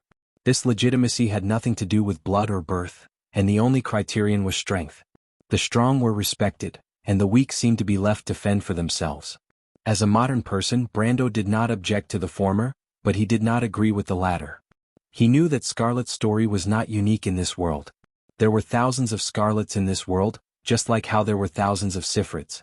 If not for him, the little girl from the Green Village would not have ended up any better than the red-haired girl in front of him. Was it not? In fact, there were many people in this world who were more unfortunate than them. He was powerless to change all of this. This was different from changing the fate of Erewhon. It was a rebellion against the will of the world itself. This will not only represented the power of a huge society, but also the laws of nature that formed this power. After all, this was a different world from Earth. Brando's selfish wish was to save the kingdom. As for whether this wish would hurt more people, he did not think too much about it. These people might come from other countries such as Madara, Cruz, or even the oppression of the kingdom itself. Brando only hoped that the people he was familiar with, whether it was the princess, the Valkyrie, or the people who sacrificed their lives for the kingdom, would not repeat the tragedy that happened to them. Rewriting history, that was all. When a tragedy like Scarlet's happened, he did not think that he could turn a blind eye to it. When Brando heard Scarlet's words, he shook his head and said, "You're thinking too much. Do you think I'm such a useless person?" But Scarlet was still hesitating. An excellent leader will never leave any of his members behind. Brendel felt that he should say something cool like this at this moment. He remembered that this sentence was told to him by his senior sister when she handed the team over to him. But he found that he could not be serious at all. In the end, he could only shake his head and make a clumsy joke. "Don't worry, I won't take advantage of you." But Brando was about to cry when he said this. He felt that he had embarrassed himself as a transmigrator. Scarlet was not any better. Her face was completely red and she quickly shook her head. "Of course not, it's just... No, it's just..." Brando felt that he would go crazy if he continued talking. He simply carried Scarlet with both hands without saying a word, completely ignoring the latter's frightened cry. She was dumbfounded. She never dreamed that Brando would be so forceful. Her mind was in a mess. He just said that he won't take advantage of me. But the girl immediately buried her head in her chest like an ostrich. Her ears were red and her heart was thumping. She could not say a word. She wondered if this was the legendary Princess Carrie. When she was in the mercenary group, she had wondered more than once if Eek would carry her to the Holy Cathedral one day. But this little extravagant hope had long since turned into a beautiful fantasy after Yura appeared. But this red-haired girl never thought that one day, someone would really carry her like this. It was just that this person wasn't the one she had imagined, and the pitch-black tunnel seemed a little too eerie. But when she leaned her head against Brando's chest like an ostrich, she felt an inexplicable sense of security even though her heart was beating fast. "My lord is different from most people I've met," she thought. "He's also different from Eek. When I'm by his side, I feel a strange sense of security and trust. This feeling is probably the same for Amandina, and the Roman lady as well. They should all be able to feel it." Scarlet suddenly understood why there were more and more people gathering around Brando in the past few months. Although this was not unrelated to the young man's personal ability, there were many people in Wonde who had more background and ability than him. But today she finally found the reason. She lightly clicked her tongue, thinking that she was lucky to be able to follow such a lord. It seemed that Lady Martha had not completely abandoned her. But the prospect of losing her power still made her feel a little gloomy. She knew that she was not a genius and it would not be easy to regain her power. But she shook her head and threw this thought away. She would just take it one day at a time. Brando's every move had made her completely relieved. But when she thought this, she did not know that she only had a few days or even a few hours to live. P.S. If you're in a situation where your results are good, you really don't want to ask for support.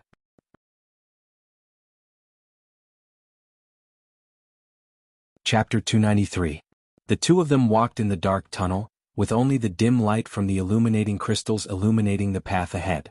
The collapse did not only happen in the area where they fought. Brando saw signs of the collapse everywhere. Piles of earth and rocks blocked most of the tunnel. Some places were completely blocked off.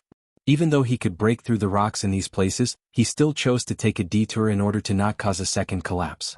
Scarlet leaned on Brando's body, clearly feeling the young lord's strong heartbeat. She felt her own heart pounding as well. The red-haired girl's face was a little hot. She felt that she should say something to break the awkward silence, but she did not know where to start. She thought for a while and decided to change the topic. "Where are the others?" Brando shook his head. He remembered that he, Scarlet, Coden, and Medisha were separated. Yuta was even further away and he did not know where she was now. He searched for Medisha's card in his mind. The silver card did not turn gray, which meant that the silver elf princess was not in any danger. "I'm not sure, but it doesn't seem like a big problem." He recalled that when the collapse happened, Medisha and Coden were sealed together. Since she was not in danger, it was very likely that Coden was in trouble. Brando knew that Medisha alone was no match for Coden. Scarlet replied. "Is your wand okay?" Brando asked. He was worried that the red-haired girl was suddenly so talkative. He was worried that the blood of God would act up prematurely. "No," Scarlet quickly changed the topic, "but it's a little strange." "What's wrong?" "We had just started fighting. Now that I think about it, it didn't seem like it would cause such a large earthquake." Brando fell silent. In fact, he had been wondering about this ever since he woke up. Although it was dangerous for 4 gold-tier fighters to fight in the mine, they had only fought a few times. Other than his first white raven sword style, he had not used any other powerful skills. Even if he was a gold-tier swordsman, he would be no different from an ordinary person. It was not as if such a person would cause an earthquake when he walked into the mines. It was just that he didn't have time to think too much about it back then. Now that he looked back, he found many suspicious points. He wondered if he was unlucky enough to encounter an earthquake. If that was the case, then Lady Martha's joke was a bit too much. However, regardless of whether it was an earthquake or not, this doubt could only remain at the level of speculation for now. They could only come to a conclusion after they reached the ground and learned how big the impact of the collapse was. But now, Brando had no choice but to weave through the dark, crisscrossing underground tunnels like a mole. As time passed, he began to suspect that the area he was in had been sealed off. However, when he came to a dead end for the 3rd time, Brando finally confirmed it. However, after such a long search, it was not all for naught.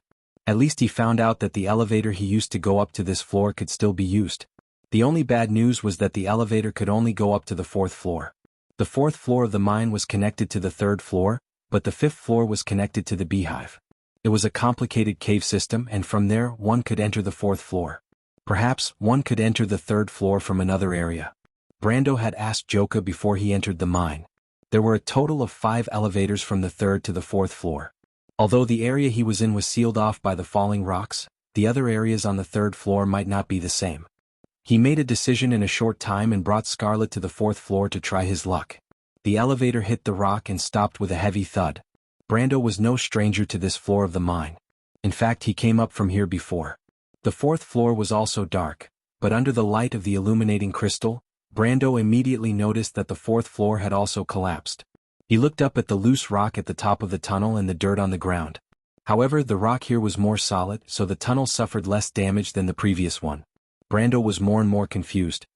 He was more and more certain that the earthquake he encountered before was a coincidence. But how could there be such a coincidence? If this was really an earthquake, then it should have happened in the Amber Sword in the past. In the game, Tanajul was considered a low-level area in the transition to a mid-level area. Based on the game's timeline, some players should have just arrived here. He couldn't help but recall the posts related to the earthquake. These posts should be more common in Erewhon, but they were relatively rare in Erewhon. Something like this should have left an impression in his memory. But when he thought about it, he couldn't remember seeing any posts related to it on the forum. But he suddenly remembered something. There was indeed something related to Tanajul on the forum during this period. It was a strange post. Brando remembered that the post was a post asking for an appraisal. The appraisal was cold iron ore and 2 other unknown items. When the words cold iron ore flashed through Brando's mind, it immediately alerted him.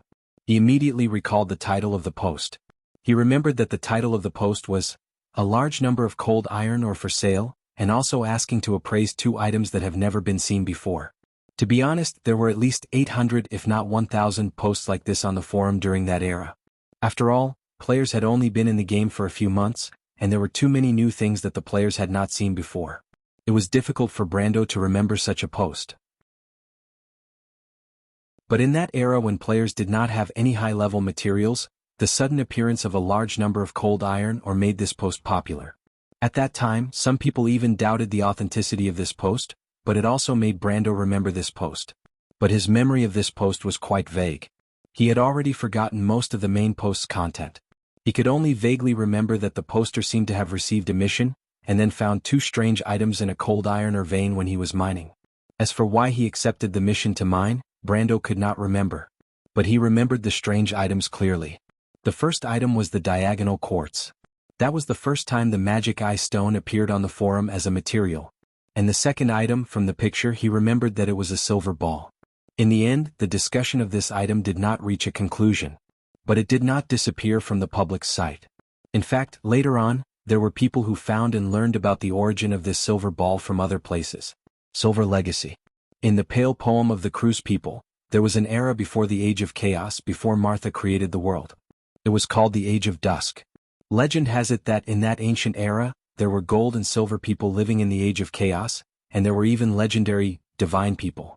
There was a saying that Martha was one of the divine people, but there was another saying that Martha was created by the divine people. But what kind of existence the divine people were was long unknown. In fact, except for ancient myths like the Pale poem, they had never appeared in the world of the Amber Sword. Even the widely spread bards on the continent, and most of the half-true rumors were not mentioned in the slightest. So, similar to how Martha was referred to as a reference to the rules, the divine people were referred to as a reference to reality. Players usually thought that the divine people referred to the game designer. So, in contrast to Martha's half-reality and half-virtual existence, the divine people should be completely realistic and synonymous with non-existent in the game. But one thing was very clear. Historical records did say that the divine people led the first gold and silver generation to create the first sage's sanctuary.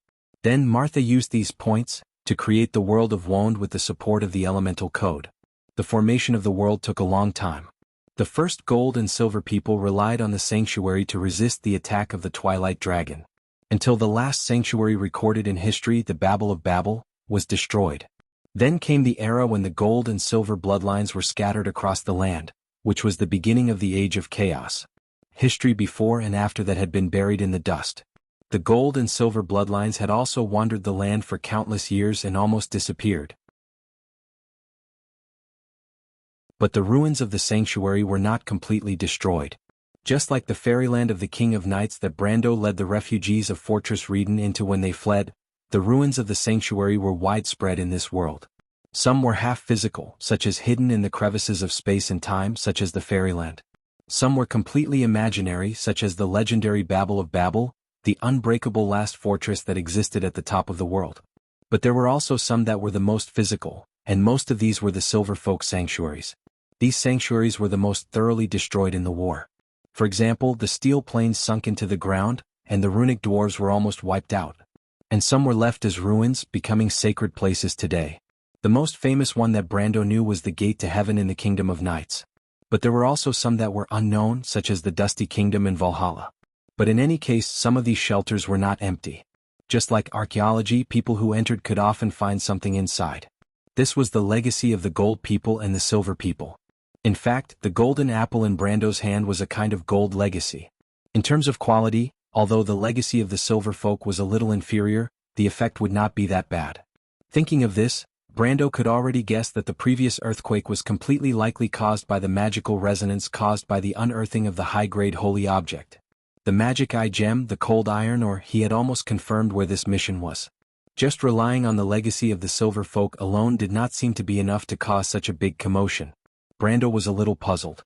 If you want to know what will happen next, please go to www.chidian.com. There are more chapters. Support the author. Support the original reading.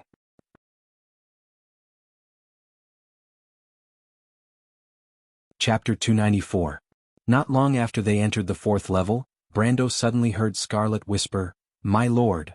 "What's wrong?" "Let me try." The girl's voice was almost inaudible. Brando looked down and found that the body of an oracle was indeed worthy of its reputation.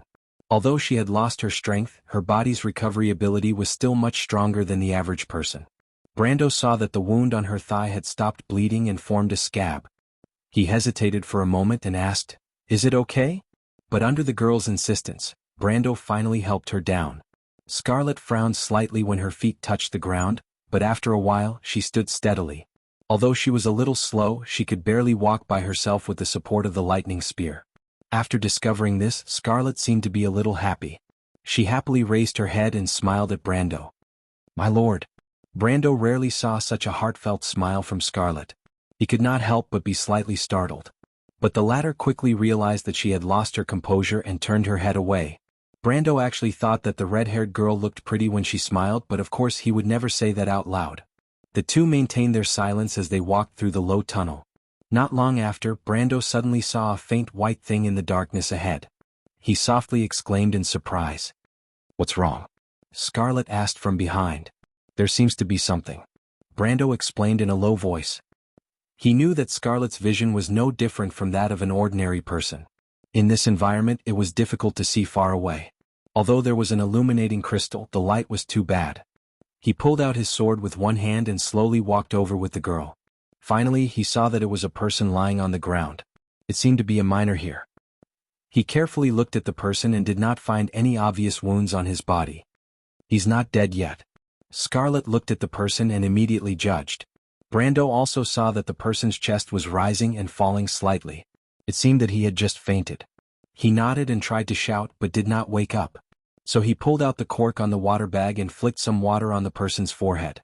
Considering that they did not know how long they would be trapped underground, and the amount of fresh water they had with them was limited, Brando subconsciously lightened his movements. Fortunately, his method worked quickly. The miner didn't seem to have suffered any injuries and he quickly blinked and woke up.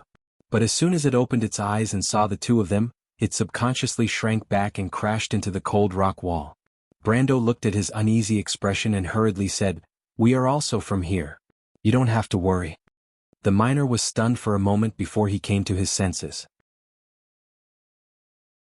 He took a deep breath and looked at the two of them carefully before he calmed down and asked, "Are you in charge, supervisor? Or are they from the guards?" He saw Brando's sword and Scarlet's halberd. In this mine, only the supervisors and soldiers would carry weapons, but Brando and Scarlet were not wearing the guard's uniform, so they looked more like the latter. "We are from the guards." Brando knew that the miner knew almost every foreman, so he answered. The man was obviously relieved, but he quickly became nervous again. "Did you also encounter a monster?" He saw the blood on Scarlet's body. "Monster?" Brando looked back and exchanged glances with Scarlet. The monster here was probably the wind spirit spiders that he had summoned. But he frowned and asked, "What kind of monster?" Brando had used the wind spirit spiders to scout the way on the third floor, but Brando instinctively felt that things were not that simple. "Stone statue, a monster that looks like a stone statue." Martha Buff. "A monster that looks like a stone statue?" Scarlet squatted down beside Brando and asked softly, "Stone statue?" Brando thought that there were many monsters in Wonde in the form of rocks, and the typical ones were the gargoyle sentinels and war golems made by the Buga wizards. But considering the environment here, it was more likely that it was a stone elemental. Brando thought for a moment and comforted the miner, "Don't be afraid. We are here." Slowly think about what the monsters looked like. Were they humanoid? Or were they beast-shaped? The miner took a deep breath and said, "They looked like beasts, but they were all made of rocks." "Sir, I swear I didn't see wrong." "Beast-shaped? Did they have wings?" "No." The miner answered without hesitation. Brando was puzzled. He had never heard of such monsters in the form of rocks. Although there were many kinds of monsters in Wonde, most of them could be traced back to their origins. For example, monsters in the form of soil and rocks were either magic golems or related to the earth elemental world. But except for the gargoyle sentinels, beast-shaped monsters were very rare. The creatures in the earth elemental world were mostly insect-shaped. But when he saw that the miner was suspicious again, he quickly calmed him down and asked, "Is there anyone else here other than you?" He knew that the miners usually entered the mine in groups. The miner gulped as if he just remembered something. He quickly nodded and said, "Yes," he said, "I came with my group, but we were separated when we encountered the monsters." He could not help but look into the depths of the cave and said with uncertainty, "I don't know where they went. I don't know if they are still alive. The monsters might have gone after them." He seemed to be relieved, but he was also a little scared. "Right," the miner suddenly remembered something, "Lord Mahan is here too." "Lord Mahan? You don't know him?" The miner was slightly stunned. He is the foreman of this area. I heard that he used to be in the army. His swordsmanship is very good. When the earthquake started, he said that he would go to the front to take a look, and then the monsters appeared. Brando was speechless. He almost let the cat out of the bag when he asked. Fortunately, the miner was not very vigilant when he saw his own people. But Scarlet frowned slightly. Didn't the collapse start in an instant when the earthquake started? Also, why did he go to the front to take a look? As someone who became a mercenary at a very young age, her way of thinking was much sharper than Brando's. Brando heard her and reacted, "You're right. Shouldn't he be looking for a safe place to hide?" No, no, no, the miner quickly waved his hand. The earthquake wasn't that bad at first and the rock layer below is relatively sturdy, so the collapse wasn't that bad. The thing is, the earthquake came from the south. Didn't you feel it? The earthquake came from the south. This unexpected information made Brando react. It seemed that his guess was not far from the truth. There was indeed something incredible that was dug out from the Schaflund mine. But even though he did not know them, he was still worried for Cohen and the other youths. They must be dead by now. Brando could not help but sigh. It doesn't seem to be an earthquake, Scarlet whispered. My lord? Brando had already made up his mind to go to the front to take a look. Even though the silver legacy was not as rare as the golden apple, it was still a rare item. But with such a valuable reward, the mission would not be so simple. He suddenly interrupted Scarlet and put a finger to his lips. Shoo. The tunnel quieted down and only the miner's heavy breathing could be heard. But soon, Scarlet and the miner heard a rustling sound coming from the south. It was as if something was moving close to the ground. They're here. The miner's face turned pale in an instant. But Brendel put down his sword with some doubts in his heart. There were many things coming, but these slightly heavy footsteps didn't sound like they were anything powerful. But soon the monsters that the miner spoke of appeared one by one. The first to appear was a gray-white feline. It gracefully stepped into the light of the illuminating crystal and stared at Brando with a pair of eyes that looked like gray gemstones. No, it should be said that it was a pair of gray gemstones.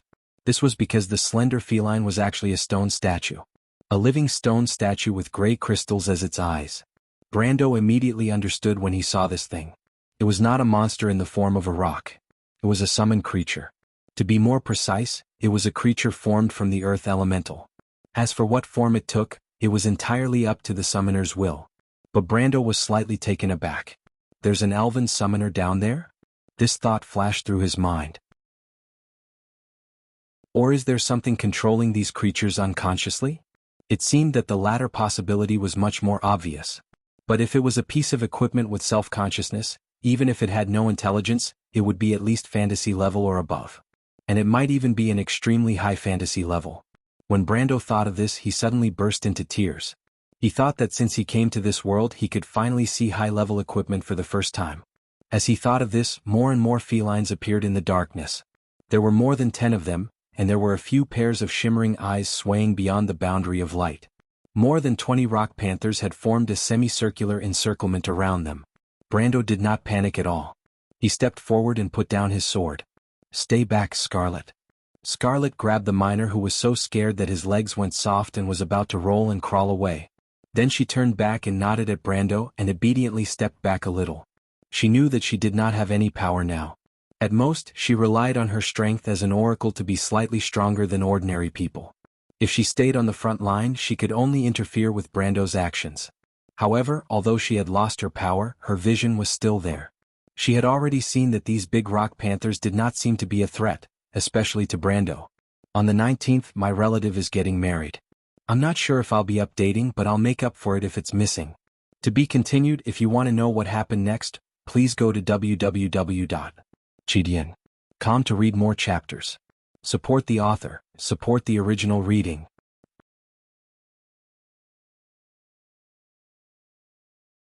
Chapter 295. However, Scarlet could understand the other party's strength, and this miner was different from them. As soon as he was caught by Scarlet, he couldn't help but scream in fear, "Let me go! You guys run too, those things are very powerful, they're invulnerable." He had seen his companions use their pickaxes to fight back against the monsters. Even if they used all their strength, they could only leave a shallow white mark on the monster's body. And when the monsters retaliated, their claws could easily crush half of a person's body. That nightmarish scene was still fresh in his mind. But before he could finish his sentence, the second half of his sentence was stuck in his throat. In his dark brown eyes, Brendel lightly swung his sword to the right, and the rock panther that was about to attack them was sliced into two like tofu. The two halves of the rock panther's body crashed heavily into the side of the cliff and shattered into pieces. The miner was dumbfounded. He pointed at Brando, looked at Scarlet and then at the young man. He stuttered for a moment, unable to form a complete sentence. "Stop arguing." Scarlet impatiently slapped his hand away, but she also looked at Brando. When she saw Brando attack, she couldn't help but exclaim in her heart, "My lord's swordsmanship has improved again." Brendel's swordsmanship had indeed improved, and he only realized this after he dismembered the rock panther that was not even at the iron-ranked level. He opened the interface and found that the suffix behind his military swordsmanship had changed to +2. Although he didn't know how this +2 came about, it probably had something to do with Coden, the guard captain of the mine. He must have missed the system notification when he was buried by the rocks and passed out. Brando couldn't help but feel a little surprised and happy. Although it wasn't like the game didn't have examples of players receiving bonuses by experiencing the swordsmanship of high-tier NPC swordsmen, it wasn't much different from completing a swordsmanship quest. All the conditions had to be met. And the conditions were usually much harsher than the quest. Just like the last time when he comprehended his grandfather's swordsmanship in Brendel's dream. Firstly, it was because Sophie's soul had a high enough understanding of swordsmanship. Secondly, it was because Brendel and his grandfather were inextricably linked. Coupled with the fact that he had surpassed himself, it was natural for his swordsmanship to improve. But this time it was a little strange. Of course, before Brando could finish thinking, another rock panther pounced on him. Brando instinctively swung his sword and sent it flying, but he was starting to get impatient with these annoying little things. He took a step back and directly charged into the encirclement. This time, the miner's expression not only froze, but he also fell to the ground. He didn't know there was such a powerful swordsman in the garrison. The illuminating crystal in Brendel's hand drew a bright arc in the dark underground tunnel. In the next moment, several rock panthers were cut in two. When the silver mine earthquake happened, Shaflin town was the first to receive the news. The edge of the earthquake affected the town, and the people standing on the street could feel the ground shaking. The shop owners on both sides of the street immediately pressed down on their plates to prevent them from falling to the ground and shattering. Of course, losses were unavoidable. For example, the owners of several pottery shops cursed. But the wider impact was that the news of the mine earthquake quickly spread throughout the town. Most of the women, children, and elderly living here had relatives who worked in the mines, so a sense of panic quickly spread. The rumor spread like wildfire in the town, and it didn't take long for the Roman girl to hear about it. In fact, the merchant girl stayed in her room and tried on the long dress that Brando gave her. It was something that Brando saw by chance in town, and it looked like a maid's outfit. He then remembered that he didn't give anything to the Roman, so he bought it with an ulterior motive.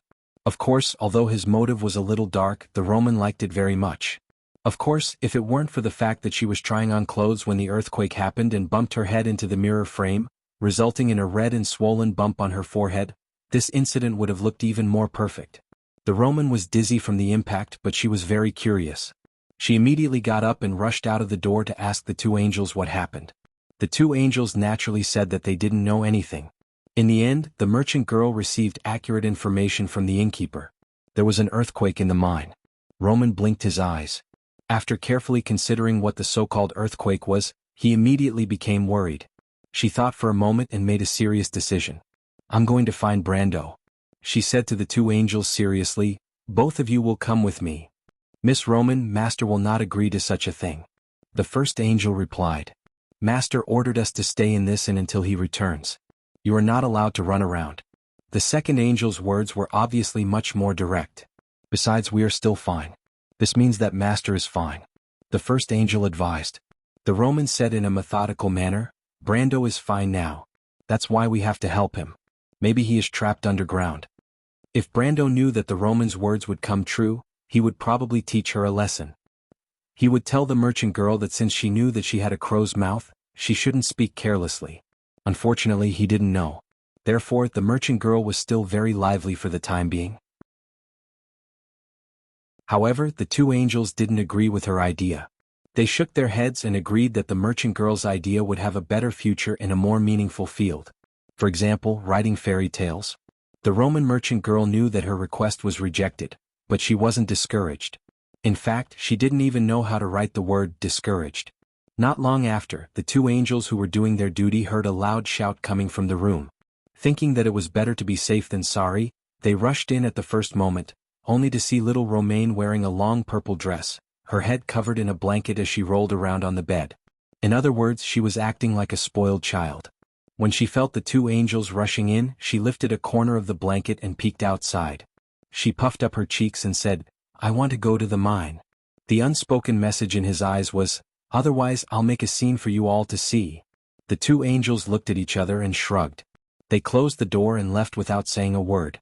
After repeating this for 2 or 3 times, they gradually learned to turn a blind eye to the merchant girl's strange behavior. His lordship told us not to make a fuss over nothing. It seems that it makes sense. The first angel said to his companion when he heard the merchant girl rolling around on the floor for the umpteenth time. His lordship is always far-sighted. I can see that he knows the Roman girl very well. The second angel nodded. His lordship likes the Roman girl very much. The two angels finally reached a consensus. But what they didn't know was that the merchant girl, who was full of strange thoughts, was changing her clothes. When she noticed that Brando's two detestable subordinates were no longer surprised by her behavior and wouldn't enter the room no matter what they heard, she revealed a cunning smile. She methodically began to carry out her plan. She had changed into the usual traveler's clothing. She wore a pair of very fluffy pumpkin trousers and pointed leather boots, which made her look extremely comical.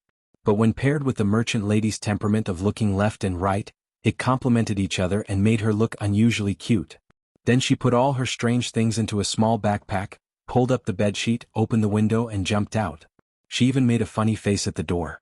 But unfortunately, the merchant girl had thought of everything, but she neglected the most important point. She grabbed the bedsheet with one hand and carefully stepped on the tiles below with her little leather boots as she prepared to slide to the street behind the inn. Suddenly she noticed a problem. The bedsheet wasn't long enough.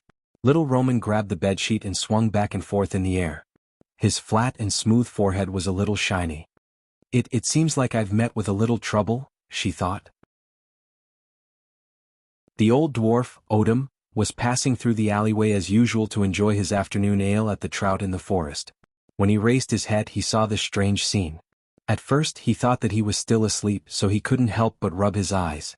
Then he finally confirmed that he wasn't mistaken.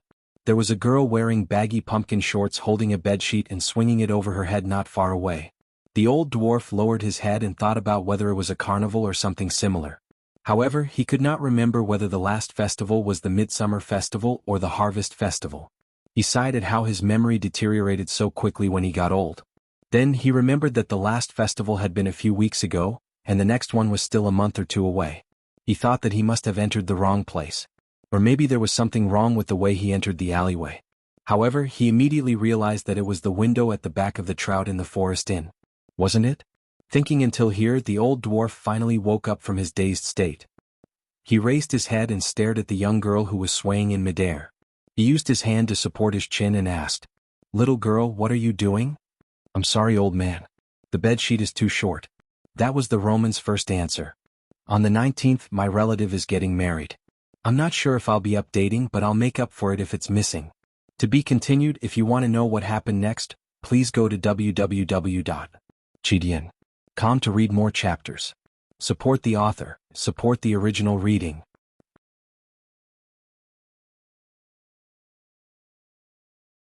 Chapter 296. It took Odom quite a bit of effort to catch the little girl who was dangling in the air. Odom's face was stern and his thick eyebrows were almost knitted together. He kept grumbling that she was too daring and didn't care about the danger at all, and that she had caused a lot of trouble for an old man like him. But in the end, Odom still asked, "Little one, are you hurt anywhere?" Descending from midair, little Roman patted his chest the moment his feet touched the ground. He exhaled deeply and said happily, "That's right. That was really dangerous." However, there was no trace of danger on her face. Instead, her little face was flushed red, and she had an excited expression on her face. Odom glanced at her and thought to himself, "So you know that it was dangerous." However, his next words were stuck in his throat as he heard Romaine say excitedly, "How interesting." Odom's expression turned serious when he heard that and lectured her, "Little girl, it's not good to think that way. It's too dangerous. If I didn't come over, wouldn't you have been injured?" "Old man, you came over." The Roman replied as if it was a matter of fact. Odom scratched his head and thought that there was something wrong with that statement. So he continued to persuade her, that's just in case. There's also what if, isn't there? Besides, little girl, what you're doing is causing a lot of trouble for an old man like me. Let's not talk about how you're delaying this old man's drinking time. My aunt says it's not good for your health to drink too much. The merchant girl took the opportunity to interject. The old dwarf suddenly felt a headache coming on. Why was this little girl's way of thinking so different from ordinary people? He began to wonder if it was a wise decision to save this little girl. Perhaps he should have pretended that he did not see anything and went back to drinking his wine. No, perhaps he should not have even raised his head. Odom was a little annoyed and quickly waved his hand. That's not what we're talking about. Besides, a dwarf who doesn't drink can't be called a dwarf. Little guy, your aunt. The old dwarf thought for a moment and felt that it was not honorable to speak ill of someone behind their back, not to mention that the other party was a woman. So he changed his tune and said, anyway, one thing is another. You see, a normal person wouldn't swing around in the alley behind the inn while holding the bedsheets, right? The old dwarf instructed. However, he subconsciously felt that there was something wrong with his words. But after thinking about it carefully, he couldn't find where the problem was. He could only shake his head and throw this strange thought away. But in his heart, he secretly thought that the good time of drinking in the afternoon seemed to be getting further and further away from him. Because the little girl had started chattering again. However, Odom did not realize that he had been diverted to her way of thinking, and it was up to her to use her rich experience to defeat the old dwarf. Roman thought for a while and nodded. You're right. But she frowned her pretty little eyebrows. But Roman has no choice. I'm also in a hurry to go to the mines. The old dwarf was stunned. Why are you going to the mines? He asked. Women aren't allowed to enter the mines. Because the person Roman likes is in the mines. There's an earthquake in the mines and the Roman is very anxious. She looked at the dwarf and suddenly blinked. All right. Old man, can you bring Roman to the mines? You don't know the way? Odom's little eyes were wide open. I think so. She didn't seem to realize that this was a serious problem. It was obvious that she had once again committed the mistake of acting first and thinking later. Before she was ready to do this, she had already forgotten all the embarrassing things that had happened to her when she was young. There's a saying that a person can't make the same mistake twice in a lifetime, but our merchant lady clearly had the ability to make two identical mistakes in a variety of ways. But this time Odom laughed. Of course, it was more accurate to say that the old dwarf was laughing out loud. He laughed heartily, laughing so hard that he almost fell down. As he laughed, he mumbled, how interesting, how interesting. This is the first time I've heard of such a reckless plan. Even the most reckless mountain dwarves can't do this, little girl. Even the clumsy beastmen have to plan thoroughly before they hunt. The Roman agreed, because the beastmen have a saying, Eumeus nemot. She stuttered as she read out the saying, it means that a smart hunter might not be smart. That's just a beast's cunning. The old dwarf immediately shook his head. No, who taught you that? Was my aunt. No, no. Odom felt that he had been tricked. What I mean is, these two things don't match at all. We're saying that a person shouldn't be too rash and it has nothing to do with beastmen being smart? He stroked his beard and suddenly frowned. Wait, what did you just say? There's an earthquake in the mines? Yes. Why didn't I know about it? The Roman looked at him with her big eyes. The old dwarf immediately realized that he had asked a silly question. But if the earthquake happened an hour ago, he should have been taking a nap then. In fact, Odom should have been in the mines, but he had missed the time to enter the mines because he was drunk. It was not the first time, but the old dwarf had helped the clerk of the mines solve some personal problems and won the young noble's trust. As for whether he had to work in the mines or not, the young noble did not care. There was no problem with having one more person or one less person in the mines. That was why Odom was too lazy to go to the mines and came to the trout in the forest for a drink. That was his goal as a dwarf. However, the little girl's words had piqued his interest. The old dwarf had always known that there was a secret hidden in the mines, and he had come here to wait for an opportunity after he found out about it. But what disappointed him was that ever since the workers of Schaflund mine dug through the tunnels that led to the Great Beehive and caused an accident, the tunnels no longer extended downwards, and the secret hidden in the Greyhar Mountains could only stay there quietly. Although the old dwarf had asked Perkins more than once if he could reopen the 5th level of mining, it was always put on hold due to safety concerns. The young clerk wasn't worried about the safety of the workers, but rather, he didn't want to cause any trouble for himself. But as time passed, Odom gradually became disheartened after coming to Schaflund for a few years. But at this time his heart was moved again. The old dwarf muttered in his heart and looked at the little girl. All right, I'll bring you to the mines, but let me say this first. I understand. Little Roman replied in an extremely straightforward manner, without the slightest bit of sloppiness. But I'm not done yet. Yes. But I'll give the same answer no matter what you say, old man. So it doesn't matter if it's earlier or later. You're a frank one? The old dwarf sighed, but you're quite likable. Looking at the little Roman girl, Odom could not help but think of the lively little girls back in his hometown. He grew up among the golden dwarves when he was young, and although his hometown was not as novel and varied as the humans, and they did not have excellent winemaking techniques, the dwarven girls were much more lively than the human girls. But this little girl made his eyes light up.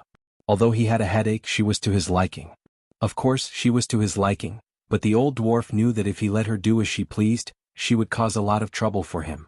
So he said as he walked, "In any case, the 3 rules are very important. Do you understand, little girl?" The little Roman nodded respectfully, but she immediately had a new question. "But didn't you say that women can't enter the mines?" "Don't interrupt, little girl." Odom frowned. He obviously could not bring the Roman into the mines openly. In fact, even he could not enter the mines himself. But it did not matter.